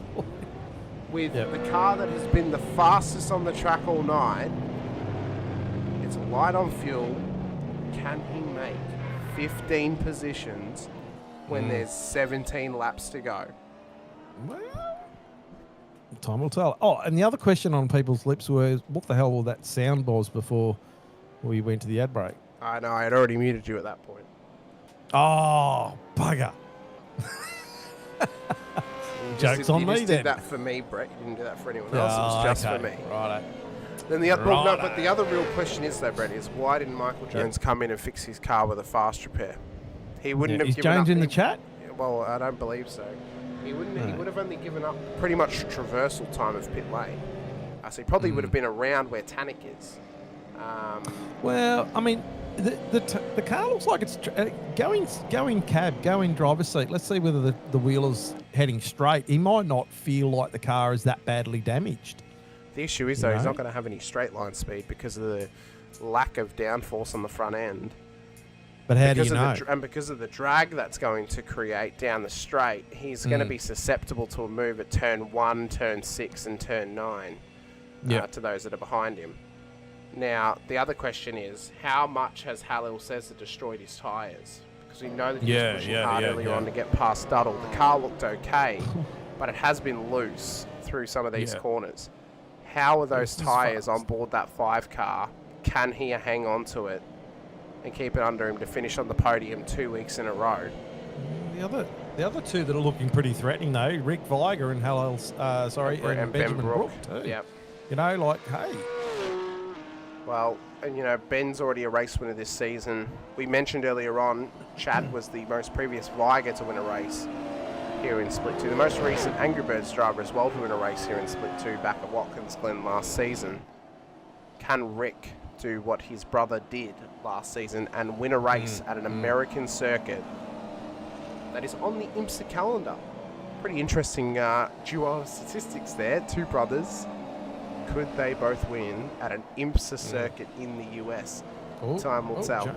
Jones, though, is already gone. To green flag here at Long Beach. Safety cars come in, and it's going to be 18 laps to go. On the restart, why are we seeing 1.5 second gaps? Like, close up the gaps, guys, before the restart. It's so frustrating when, it just shouldn't happen. No, you got to keep it nice and tight. Gives everyone the chance to battle away. As the front 4 come through for the first time. An injured Jones out front. Rick Viger with a neat and straight car. Brook with a neat and straight car. Cesar with a slightly damaged car. And with question mark on the tyres. That car is fixed, but the tyres are the question. Oh, it is. Okay, yep. Duddle. Yeah, Duddle, who's been a little bit off the pace of this top 4. But is happy to sit there and pick up the crumbs if he can. So that's going to be the major challenge. And then the other driver we've got to watch for is Bruce Tannick. Fresh tyres, 18 laps to make up 15 positions to get back into the race lead. Can he do it? First on the list is the 7 car of Boardman as Hoffman's now dropping position. And Tannick is going to try and make it one and done on Boardman at turn 9 up the inside. First one ticked off the list. Next up, Hoffman. So the Mag Turbo Camaro is on a mission to put itself back into P1 on the road. And finally take that race win. Here is Hoffman's lost it at turn 11 and into the wall. 2 ticked off the list. And Hoffy's race has come crumbling down. And that car is parked hard against the wall. He's hard parked the Camaro. Oh, Mustang. Who's that one? Oh, sorry, Mustang. Yeah, my bad. Jeez. I'll never live that one bloody down, I'll tell you. Sorry, Hoffy. Michael Jones, race lead. Rick Viger on his heels. Ben Brook pressuring Viger, though. And then the question is, which of them can win it? We've got less than 20 to go, nearly 15 laps to go. Which of them can get this race win? Is it Jones's to finally win now that his fuel strategy is sound, but he's got damage on this car? Is it Viger's to win after so long between drinks? Or is it Brooks to get his second of the season and continue this surge to championship glory for the first time for Frog Leap Juice Racing since season 16? Over 11 seasons ago was the last time this team took home the Split 2 crown. Could Ben Brook be the next one to claim it for that crew over at Frog Leap Juice Racing? Just have a look at that time. Jones, the 1:22.536. Guys behind him faster, so they are definitely going to chase down or tag of the wall.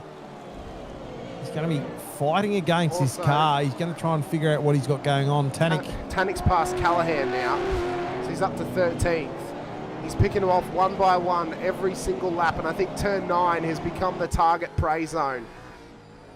So Tanik is on an absolute charge for this race lead and for this race win. Be his first of the season. If he can get this done, what a way to do it. If he can put it all together. Oh, he's going for the move there on Brett Horsell. 6. I picked off at the wrong time. Jones getting wild there. He got the move made. And now Vigor's got a run on him. He has got a run. Rick Viger up the inside at 9. Can he make this work? On Michael Jones for the race lead. Is Jones going to hang on to it? They're still side by side through turn 10 to turn 11. Side by side again. He got so loose. Oh, a bit of balking there for Brook and Cesar. Viger is slightly edged ahead, but look at Jones on the clean side of the road. Gets a great run off of turn 11, and that is the disadvantage of the dirty side for Viger. He couldn't get the run that he needed. And now to turn 1. Is Jones going to hang on to it now that he's tucked on the inside line? He is somehow still in the race lead. Wow. Unbelievable. This is compressing behind Jones at the moment. Jones is really fighting with that car. He did a good job to keep it out in front, but for how long? Rick's going to sort of regroup. Oh, Brook right on the ginger of Viger there. So Brook having an attack of Viger. That's going to take the focus off the front of Viger for a second. Still right up his ginger. 1.15. Through turn 8 once more. They get through nice and cleanly towards turn 9. That Firestone curve. Headlights are on. The sun is going down. The track is getting cooler. Tanik's on a charge. Jones is hurting. And there's still plenty of other racing going on too. Well, there is some fantastic racing with McCune. Although Peters has just blinked, but McCune up his inside. Gets that move done into turn 9. Got Oosterfall battling with Matty Fu here, as well as Mick Clifton just ahead of them. Of course, Matty and Mick, former teammates back at Apex Esports. They're continuing this fight as well between them, with Yusuf Corfiadis in front of them as well. But can Michael Jones hang on to this and finally get there? It'd be quite ironic, wouldn't it, Brett, if finally he pulls off a sound strategy and if he were to win it with damage. Oh, okay. It's just a shame he sort of lost the back end of that car and totaled the front of it, because he's had a great strategy, and he was sitting there. Tanik's gone in for tyres. Jones is out in front. I mean, if his car was neat and tidy, well, I mean, what ifs? There'd be plenty of what ifs, but this is actually just a great race so far. There's been some heaps and heaps of action on track. Still more to come. 51 laps, 50 on the 51 of 64. Still plenty of action happening. Tanik is one position away from the top 10. He's now gotten past Bretton O'Brien. The next car on the list is Ron Allen in P10 on the road. Tanik so far that's played his way there. So far that's played really well for Tanik. I mean, can he get right up the top? I mean, look, the other thing is too, Jones is probably holding these other guys up a little bit, so that's helping Tanak in some ways as well. Well, they've got to get by him as quick as they can. He's just done a 22.4. Yeah, wow. Fastest So he's car still got of pace. that top 4, though, was Cesar, who did a 22 dead. So the 5 car is the fastest of a lot of them right now. That's amazing, though, for that car. He's still got pace in that car. He Like, does. as injured as that car is, you know, I mean, if you look back through the field, these 22s, I think the fastest, obviously, was Bruce Tanak last lap around with a 21.77. But most of the field is mid-22s to upper 22s, early 23s. So, yeah. Who can survive this run to the end of the race? 13 laps to go. Tanak finally Ron gets Al- into the top Tanak, 10 on yeah. Ron Allen at turn 6. So Tanak into the top 10 now. The 1-2-3 looks to chase down the 1-2-2 and P9 in Nathan Favero. That's the next name on the list for the Magen Turbo Camaro. Ben Brook closing on Viger. This has Just been balancing between. an extraordinary race with many ups and downs for these drivers. A little wide. Yeah. He's struggling in that car. He's struggling so hard at it, Brett. Oh, yeah. He's having a crack. I mean, good on Jones. Like, I mean, he's having a fair crack at it. I was just about to say, you know, like, even though I was in this race, I don't know what happens up the front here. So this is all new to me too, you know, and it's, just tags it all a little bit, Jones. So it's still exciting for me to see what happens because, this is fantastic stuff. I mean, it's great racing, and you know, I don't watch these through, Brett, and make any notes on Thursday. My focus on Thursday is strategize the Ooh, race. Jones a little bit wiggly. Yeah, big wiggle. And then I come into it fresh on Saturday and get ready to call it based on what I know. I don't always know exactly what happens. You know, it's coming into it with, well, I know some of the things that happen, but I don't take notes. We're calling it as we see it. And as you see it. and right now, what I'm seeing which is makes it exciting. an exciting race. Viger's got the advantage here. He's closing that gap on Jones. He's not going to do anything here. He's going to tuck himself in. See the sort of pressure that these tyres have been under tonight. Really bumpy around here at Long Beach. There's pressure from in behind with Ben Brook right there on the tail of Rick Viger.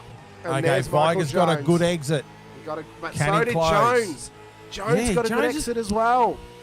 Unbelievable job from Jones so far to keep this car as damaged as it is at the pace he's going. Rick closing big time here.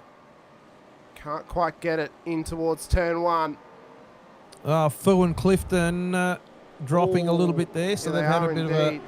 Oh! Matty Fu with a bit of a knockdown lucky. from Duggan. Lucky to get that straightened out.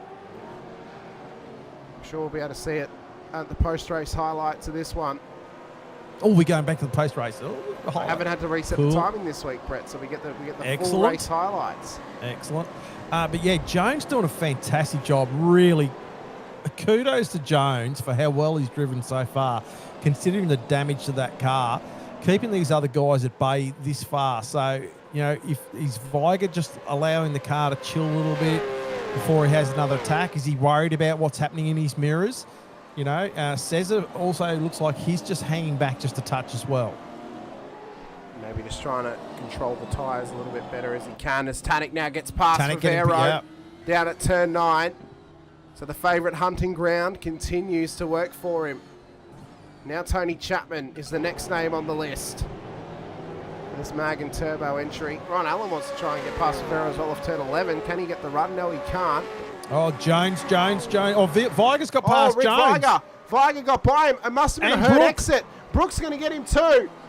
Down at turn 1, Ben Brook passes and follows Rick Viger. Can Halil Cesar get this job done as well, or is he going to have to just hang back on the 077 entry?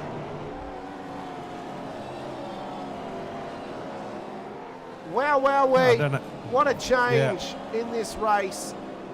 And now they've got Jones past is him. fighting that car. He's fighting it so hard. He's struggling to hang on to it, is Michael Jones. Ben Brook, Rick Viger battle for the race lead. Tanaki past Chapman. Yeah. And now Cesar wants to set this up on Jones as best he can as they run through turn 8. Big wiggle off the exit and taps the wall. The tyres aren't healthy, Brett. They're not healthy. He is struggling on this set.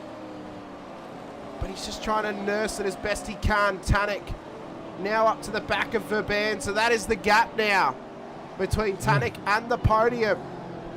There's the race leaders on the other side of the wall. That's where Viger is. Tell you what, he's taken the gamble. Tanek has taken that gamble, and so far, I've got to say, it's paid off. He's done a brilliant job. Says he gets past Jones. Jones is hanging out in the weeds there a little bit, maybe trying to collect some more rubber onto those tyres. I don't know whether that's going to be any effective, but here we go. So there is Bruce Tanek, up to P8, down 7 from where he started this race. The massive gamble. Will it pay off for a race win? He's got less than 10 laps to do it, Brett. He's got to gain a position a lap now. It's 8 to go when they cross the line. Tell you what, look at that. If you look at that tree, all the way from our race leader at the moment, all the way down to Buckland, there's the maximum of probably about 1.5 seconds gap. Oh, very sorry. Blink there. Nope. Keep going. Very good.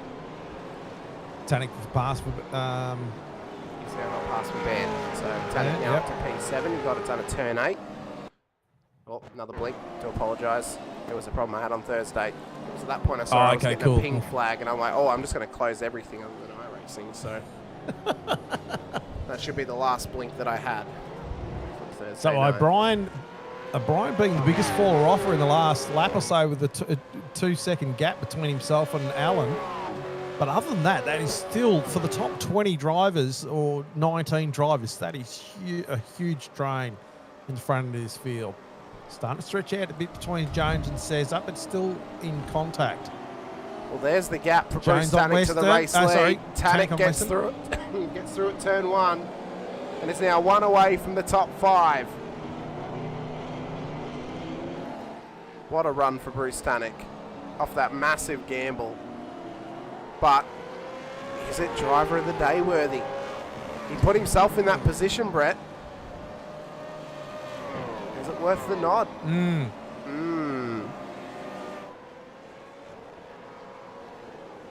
O'Brien, by the way, dropped that time because he actually made that move on Favero that we missed because of the blink. Unfortunately, that there in the wall is Ron Allen. Ron Allen. Ron Allen has locked up and gone into the wall at turn 6. It's starting to fall here as the sun is setting and the moon's beginning to rise. Yeah. Can they hang on to it? The dynamics are changing. They are changing. We saw what the track temperature was earlier in the race. It's now still 21 degrees track temp, but the ambience dropped to 19. So it is getting cooler out there. Rick Feiger leads the way. 7 laps to go. He is 7 away from taking this race win. And what a race win it would be for him as well, if he can make this happen.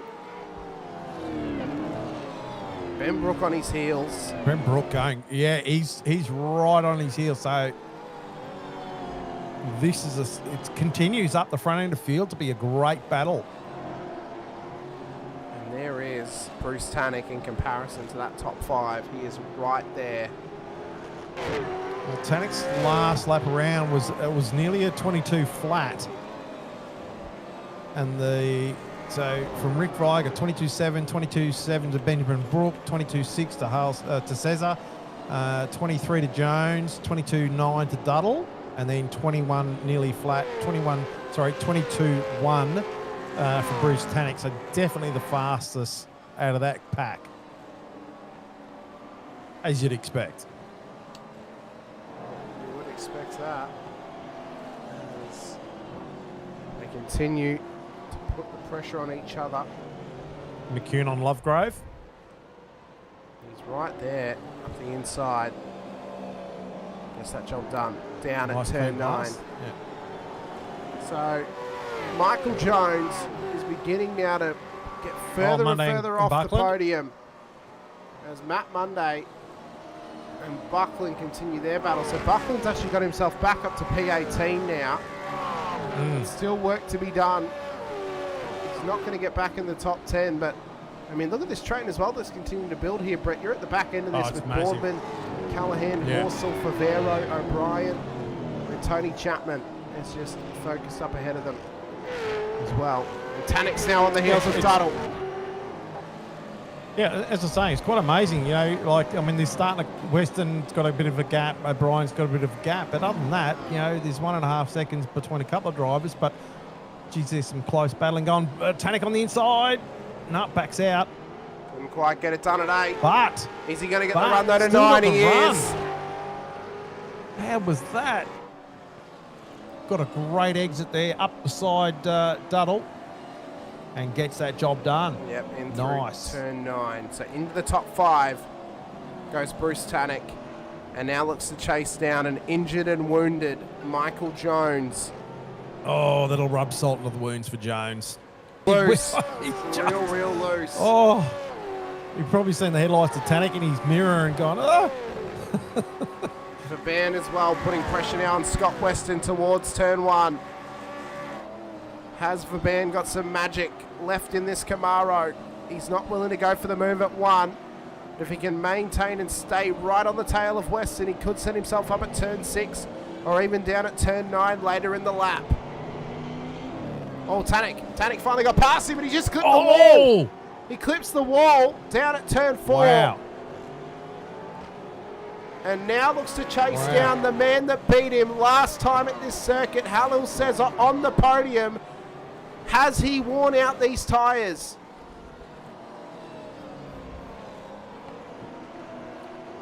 Has Cesar worn them out? Or has he got anything for Tannick's fresh? Well, I say fresh. 16 lap old tyres. Fresher than Cesar's, of course, are well older. They're as old as lap 21. Oh, loses the wheel. No, turn 8.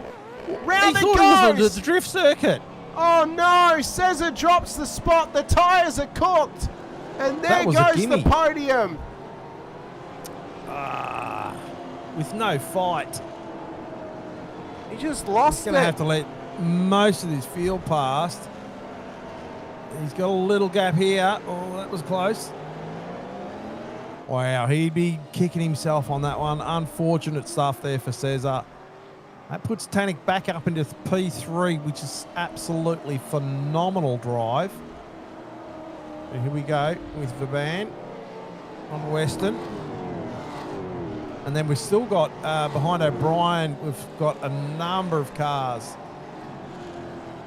battling out for positions. Callahan, Boardman, and yourself, Brett, battling for P13 on the road. Oh, Ron Allen knows that was Callahan, wasn't it? Yeah, it's Callahan just ahead of him. Callahan just got a big wiggle out there. That's going to close. That's going to close Boardman up on him. We're getting only a few laps to go. I'd love to see a night race here, Brett. Imagine we could get some street lighting happening around here. How good that would look around the streets of Long Beach underneath the stars. Oh, there's Taylor having a challenge on himself there. Battle of the Bretts is on. Back in. Yeah.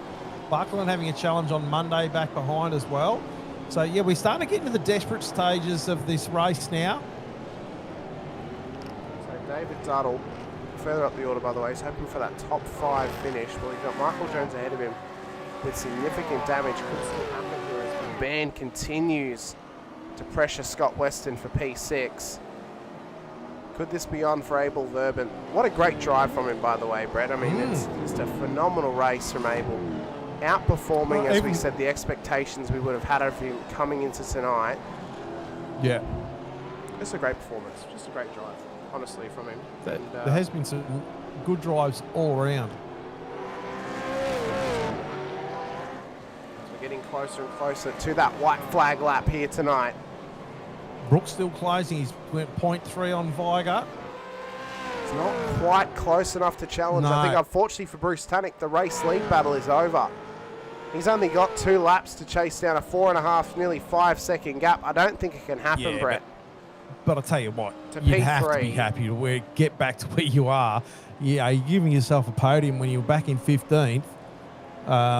You know, obviously fresh tyres, but that's been an incredible effort. That has been a huge effort.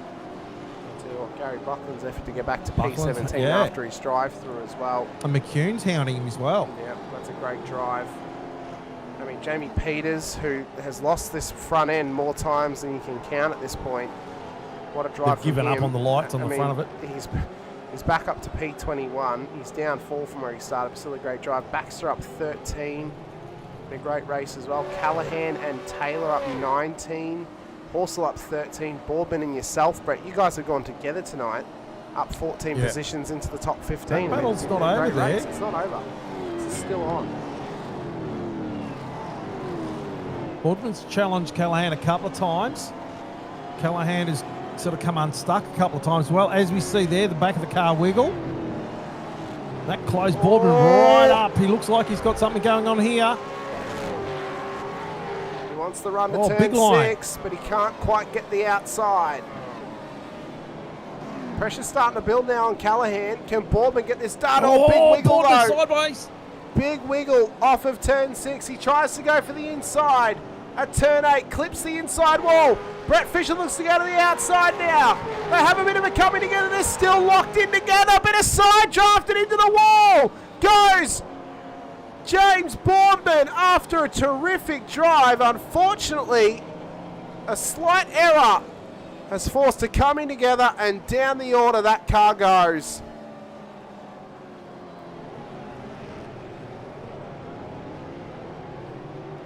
While dropping as well. Michael Jones as well, just dropping now to Dave Duddle too. It's a huge moment. Well, Dudd'll be happy. Into the wall goes Jones.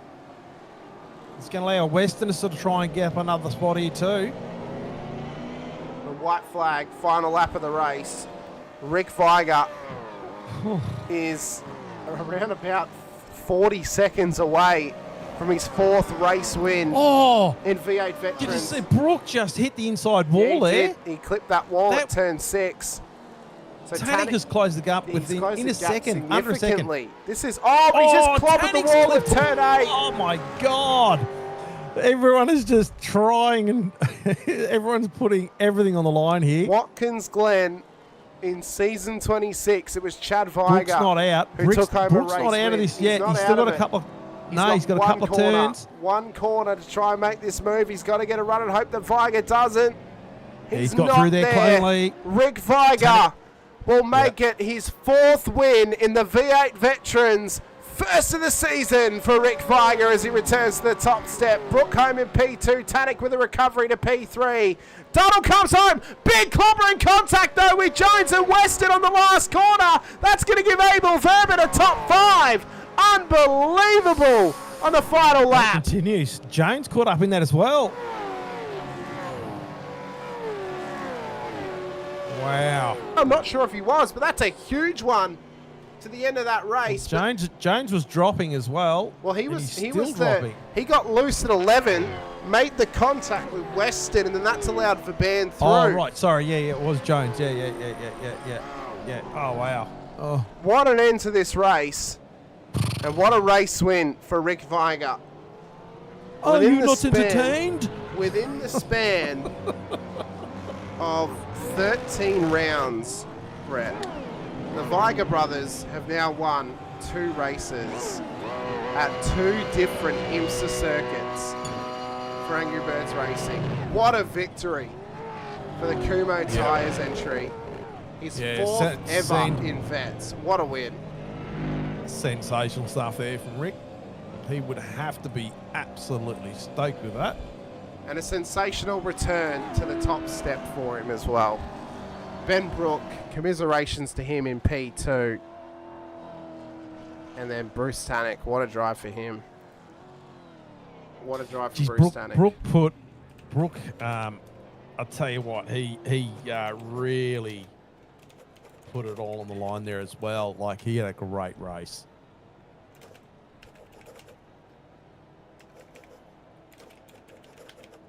I've got 3 names for driver of the day. Do tell. And I'm putting them into the chat as we speak. Get your votes in. Once you see these names, pick one and put your vote into the chat. Bruce Tannick, Abel Verban, or Tony Chapman, who's your driver of the day for Long Beach here this evening as we prepare ourselves, Nice. Brett, for what is bound to be a chaotic Highlights. and And then we've got the hype up song we got too. the hype up song afterwards as well. Yeah. As we get ready for the post-race highlights here this evening. Here we go. Hold It on, all this is going to started be huge. on this start-finish straight, of course. For Bruce Tannick, who got us underway off the start-finish line. Now, there was a bit of early action down towards turn one, of course, with Matt Monday and a few others as well into the fountain section. Oh, lock So, up there. big lock up through here. Yep, Monday on the three inside. wide. There's O'Brien on his inside as well. There was contact further back with a couple more cars, and then Yeah, wow. around went Mr. Monday in behind, and then, Oh. there's the car park. Yeah. That's the first car Yeah. park of the evening between those drivers as well. Brett, I believe you were caught up in that one, just getting Oh, a little bit no, nailed it in wasn't there, too bad, or- actually. I think I managed to get through. So it wasn't too bad. But it only went for bad to worse for Matt Monday. The next time he came down towards turn one, he had a slight error under brakes, and the car just went in Oh. hard and into the Yeah. wall. Easy to do. Very easy to do. This was Mick Clifton already missing his front end down towards turn 9. We saw a couple of cars into the wall down here throughout the race, and this car just did not want to pull up, and straight in the wall went that car. And why would it? Have a look at the Why front of would it. I know. This was Gary Buckman's moment that got him a drive-through penalty. So double downshifted, lost the rears, compression locked, and made contact with Blanchard on the exit of turn 1. Oh. Yeah, right. Yeah. Ah, bugger. He'd be kicking himself for that too. He'd We be then- kicking himself hard. We then had Joel Oosterfall as well a couple of times down towards turn 1, just struggling in this car tonight, unfortunately for him. Just a big lock-up, and only just kisses the tyre bundle. Kokoschki, well, he does the same thing a few laps later. And this was the unfortunate downfall for Kokoschki tonight. Under brakes, struggling to get it pulled up, and bang, straight in the wall. Very easy to do at that stage of the race. Mick Clifton again down at turn 9 had another moment. Finally got the front of that car fixed. There you see Kokoschki's damage on the front of that thing that he was trying to nurse back, and Clifton just didn't want to enter the corner and get involved with it, and overextended that one down there as well.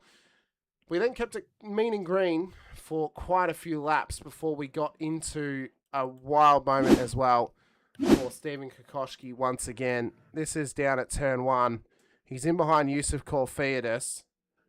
This car struggles to pull up. He doesn't aim for the corner. He takes evasive action, puts it into the escape road, and then unfortunately, 2 laps later, this happens. Jeez, he was right across that line there too. Yeah. Oh. Yeah. And then, so he was parked up there for quite a few moments, and then we mentioned the possibility of contact for James Boardman once the safety car was called. So you see here, Tannick has to go to the right-hand side. Then there's Jones, and there's Brook, then there's Listener and Viger, and then Cesar and Duddle struggling to get by. Clifton as well, then Clark, then Boardman, bang, straight in the back of him. Okay, right. Yeah. Oh, jeez. Well, it moved him out of the road, I guess, but that's Got him out of the way, unfortunate but for that Boardman. hurt him. Oh, jeez. Abel Verban just about taking him out there. It was very, very close. So, and then we kept it pretty clean after that until after the safety car, of course. I'm wondering how this car got spun back around again, whether he did it himself or someone else hit him, because he's kind of just parked there for quite a while. Yeah. Oh, yeah. He's a little bit of moving. Wonder if someone's helped him. Oh, yes, they have. there we It was go. Todd Duggan Duggan. So that's how that's happening. And the safety car comes past as it's been called. That's a huge one. Mario Reali as well, having a moment down at turn 1 as well. So this was a heavy contact down here for the HSR car. Oh, just failing to pull it up. And this was a lot of victims tonight. It did. This was Chris Blanchard down at turn 9. And this was just before the safety car, the second safety car of the race. Big lock-up straight in the barrier, and the car was just crunched down there.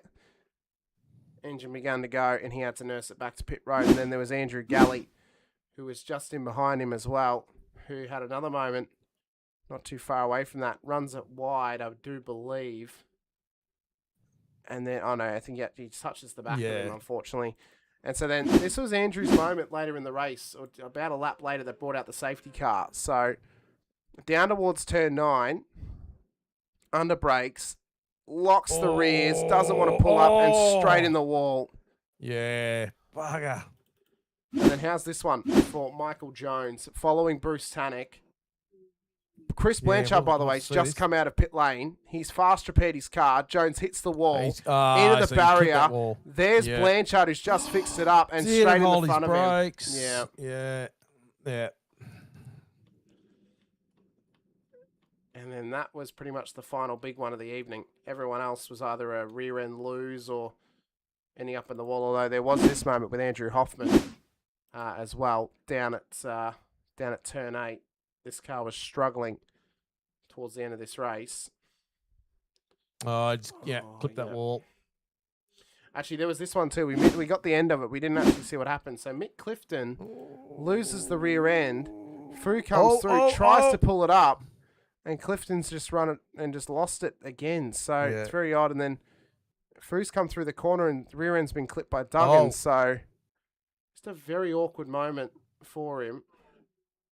Then there was this one here for Cesar that cost him the podium here tonight, losing the tyres down there. Yeah, that's a shame. Says, he's just he's doing the drift. Yeah, he's tried to join Formula Drift. And then this was James Baldwin's and yourself, Brett. So you guys have kind of been glued together here down the straight. You're both going back and forth down the straight, and then the rear end's arced out on Baldwin's car and put him straight into the wall. It's a tough one. It's a tough one between them. That is a tough one, yeah. And then this was the wild one at the end of the race. Michael Jones. Just clip that inside. Clips the inside, loses the rear. And just goes straight in the side of Scotty Weston. Wow. Weston's unfortunate. Just a passenger there. That's a shame because he was on for a good run. He was indeed. And what a race it could have been for some of those drivers out there. A lot of action. A lot of action.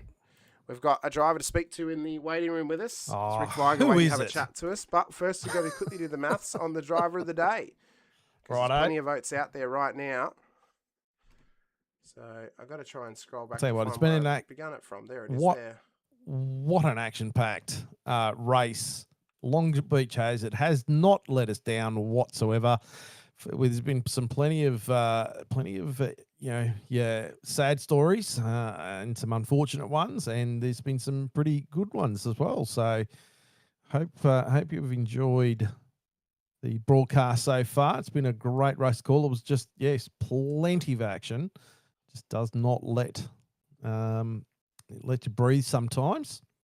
We did have that safety car in there. All right, I've done it. I've done the calculations, Brett. Yep. And I've got our driver of the day. So I've got it all calculated and all ready to go. You ready for this one? Yeah. The Driver of the Day award this evening, brought to you by M1 Used Cars, will be going the way of Podium Sim Racing's David Duddle. Not David Duddle. Wow. I was looking at David Duddle. That's my problem. Tony Chapman. Tony Chapman. The 731 of Tony Chapman. I do apologise. I was looking at David Duddle on the list, and I'm like, why am I looking there? Tony Chapman is the driver of the day. Well done, Tony. For round 6 here this evening of season 27. P6 finish. And a great drive. Good drive. Kept himself clean and mean all throughout the race. And yeah, that's a great performance from Tony Chapman. So congratulations to him. Next up, though, we have got our race winner waiting in the wings to come and have a quick chat to us. That is, of course, the man from Angry Birds Racing in Rick Viger. Rick, welcome in. Congratulations. Race win for yourself here tonight. A massive race win as well. You're 4th in the Veterans. When was the last time you took a win in this series, sir? Well, I think it was about 11 seasons ago, Hamish. Oh, wow. Season 16, I'm pretty sure. Of course it was. The famed season 16. A long time ago. Long time between drinks. Not a long time between was. drinks, though, for the Viger brothers, of course. Chad taking a win last season, you getting a win this season. Which one's going to get a win next? Is it going to be you or Chad? Chad's got more pace than me, so yeah, probably Chad. I'm not sure. Just come on, you got to back yourself. Yeah, I feel much more comfortable this season. I haven't felt comfortable in the Gen 3s, to be honest, but I think I'm starting to get my head around it. Well, it's interesting that you mentioned season 16 being the last time you won. You drove tonight. How I saw you drive back in season 16 when you were amongst those championship challenges, and it was like the old Rick Viger was on track once again. I mean, it looked like you haven't missed a beat in the last 11 seasons. What was it? Was it maybe the car setup and the track combination, or were you just feeling it Thursday night? I mean, it's probably one of the best drives I've seen from you. It's always been a good track for me. I've had some pretty good results here, so I feel comfortable at that track. So hopefully I can feel comfortable at a few others. Be nice. We'll have to wait and see. Good points on the board tonight, though. Do you think there could be a possibility of you sneaking your way up the order, maybe into the top 10 before the season's done? Well, I hope so. That's always my goal. And then top 10 is sort of where I look to try and get. Top 10 each race. That's puts you up there somewhere about the top 10 of the season. So had a bad race at Road America, didn't really help. But and then was away for 1 week. So hopefully once the 2 drop rounds come in, I get back up near that top 10. Try and get some solid results between now and the finish. Well, we'll see how it goes with the points next week when we include that second drop round. Obviously Coda next week, Fuji the week after, 300Ks, the Nürburgring, and then Adelaide. Which track are you looking forward to most with these final 4 rounds coming up? I like Adelaide. For some reason, I like the street circuit. So had a pretty good drive when we were there last time, which was good. But yeah, I like most of those tracks. Fuji I like. So I'm not quite sure, but we haven't had a wet track yet this season. I am of the belief it's going to be Fuji. It sort of makes... That's the belief I have. It makes sense that would be the one, doesn't it?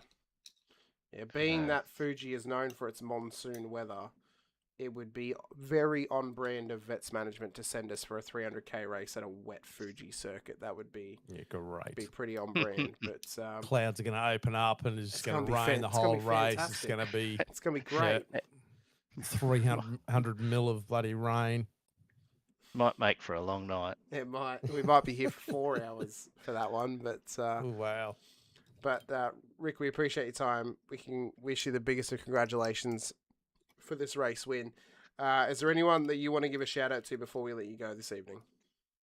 Yeah, I'd like to thank John and his team for organising everything with the vets, the race control, Dave and his teams, and you guys putting on the broadcast. The guys in my team, Nick for doing the paint, and Matt and Chad for spotting for me on Thursday night. Interesting that Chad wasn't on track, that he was instead spotting for you on Thursday. Well, he's away, so he actually had Nick set up a live stream for him to watch. So very good. He could only, Well, Rick, we appreciate your time. We wish you the best of luck in the final 4 rounds of the season, and we wish you luck in trying to get to the top 10 of the championship this season as well. Congratulations on the win. Thank you, guys. Thanks so much.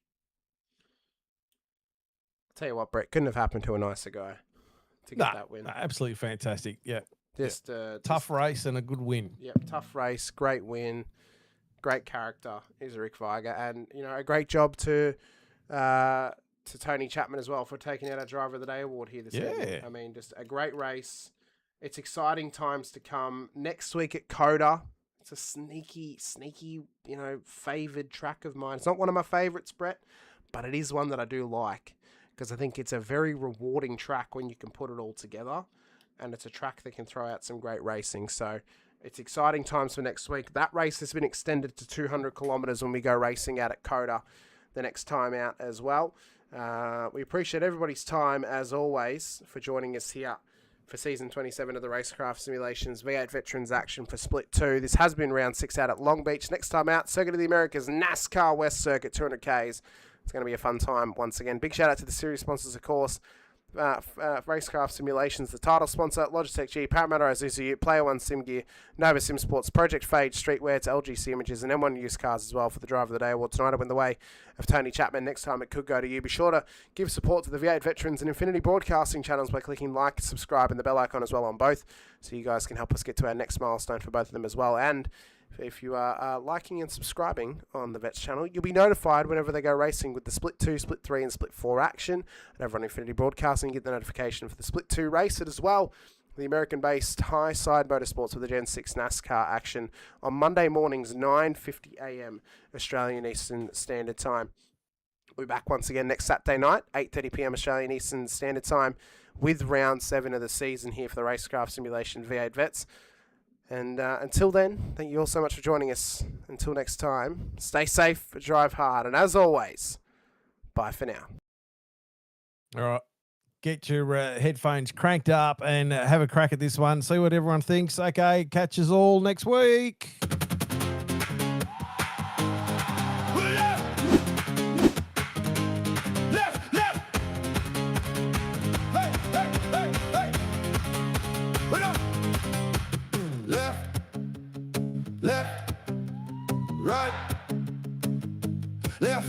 Left, steady on the pace through the dusty outback, setting up the base. Left, right. We are marching onward to the southern shore.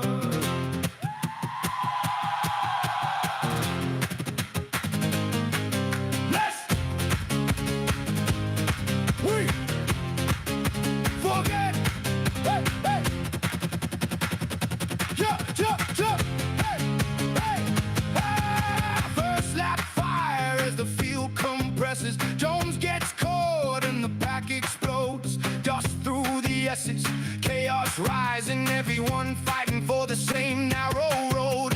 Orman and Duggan throwing shoulders.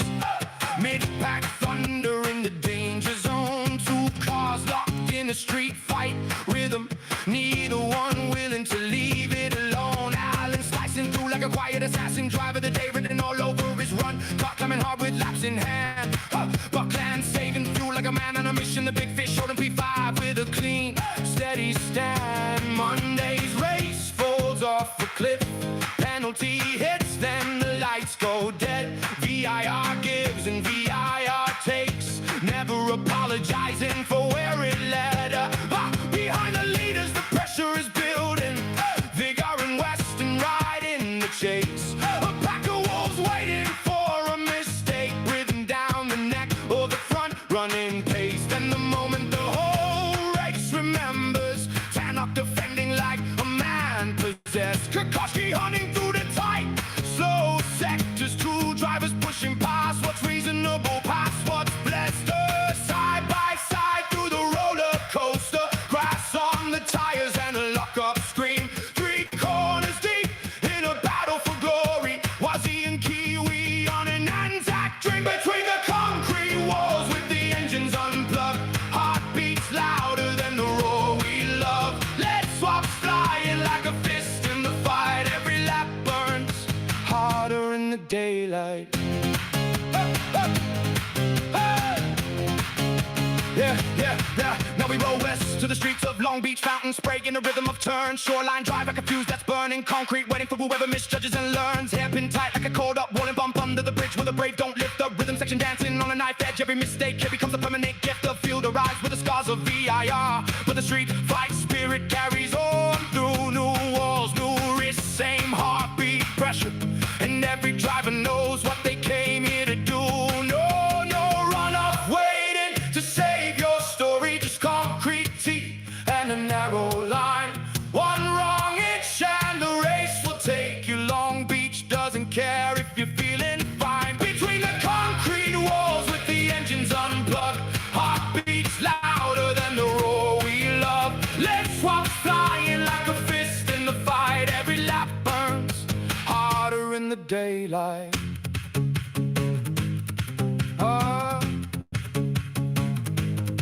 Street lights or sunlight, the danger's the same. Steel and courage in a high-speed frame. From VIR's hills to Long Beach's cage, every round writes another page. Between the concrete walls with the engines unplugged, heartbeats louder than the roar we love. Let's walk flying like a fist in the fight. Every lap burns harder in the daylight. Between the concrete walls where legends are made, pressure rising like a tidal wave. From VIR fire to Long Beach night, we race, we ride, we hold that line.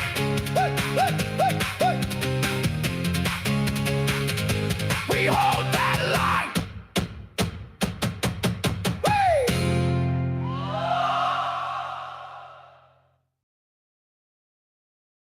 With lines screaming, tires bleeding, virtual cubes, the motor's breathing, engine thunder from down under, piston fire, turn asunder, put your name in lights.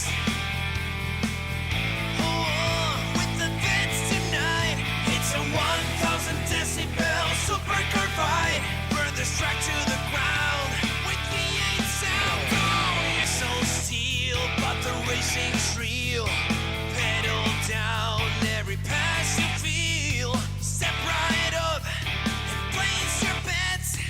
This is us, the V8 vets. Put your name in lights. Put your name in lights with the vets tonight. It's a 1,000 decibel super car fight. Burn this track to the ground with V8 sound. Put your name in lights. Oh, oh, with the vets tonight. It's a 1,000 decibel super car fight. Burn this track to the ground with V8 sound. Burn this track to the ground. Come on now, put your name in lights.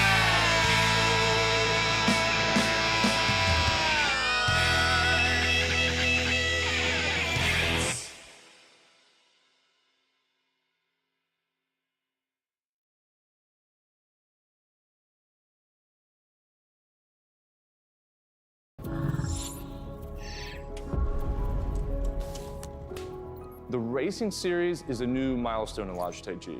All the great old wheels, the G29, the G920, the G923, they all have their own unique way of connecting to each other, but there's no room for expansion with those products. So the question arose was, what if we were to give the opportunity for the racer to switch out from a drifting wheel to a GT rim? With the wheel hubs that we created, that's got a very specific button set, but you can replace any of the steering wheels. And the real lovely aspect to this was we could give the user, driver and the racer the opportunity to experience different genres of race. That allows drivers to craft high quality, customized setups that resonate with your individual racing style.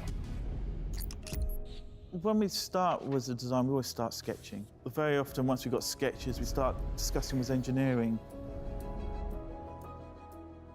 We had 3 rounds of engineering testing or user testing where we invited in users from sim racing, and every single round of feedback we refine, the product based on what they tell us.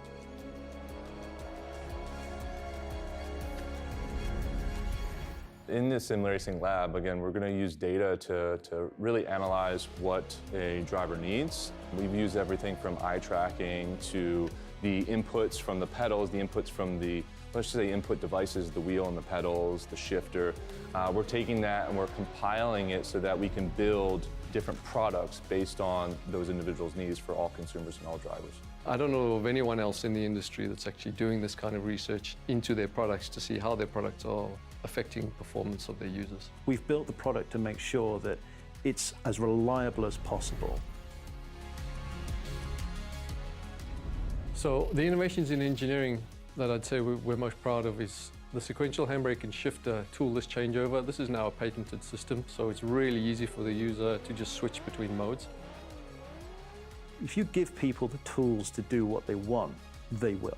They will just go off and have fun.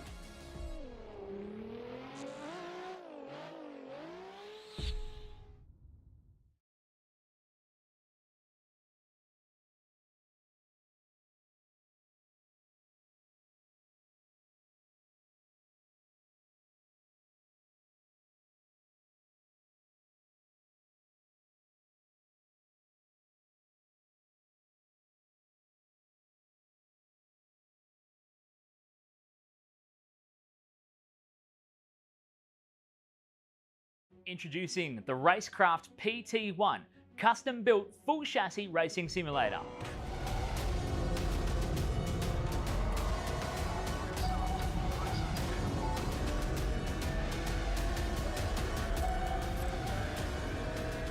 The design project, codenamed The Cage, an 80/40 extrusion chassis sitting on top of a Sigma Integrale DK2 Plus 4-point full motion actuator system. No compromises in the cockpit of the PT1 simulator. To maximize the experience, we start with the 49-inch ultra-wide monitor for the greatest field of view in a small footprint of the simulator, down to the SimuCube wheelbase that's tucked up and behind the monitors with SimCore extensions to get things out of the driving area.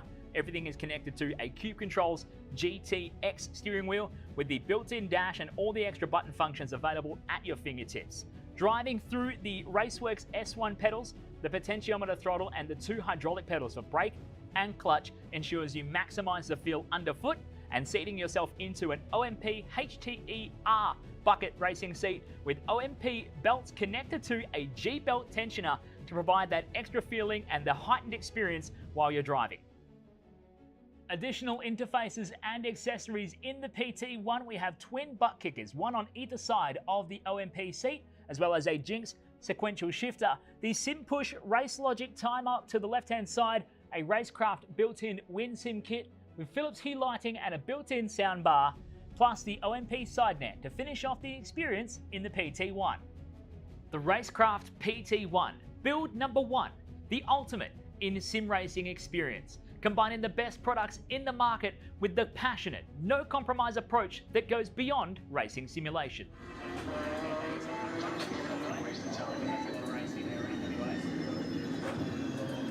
Yeah, we work here.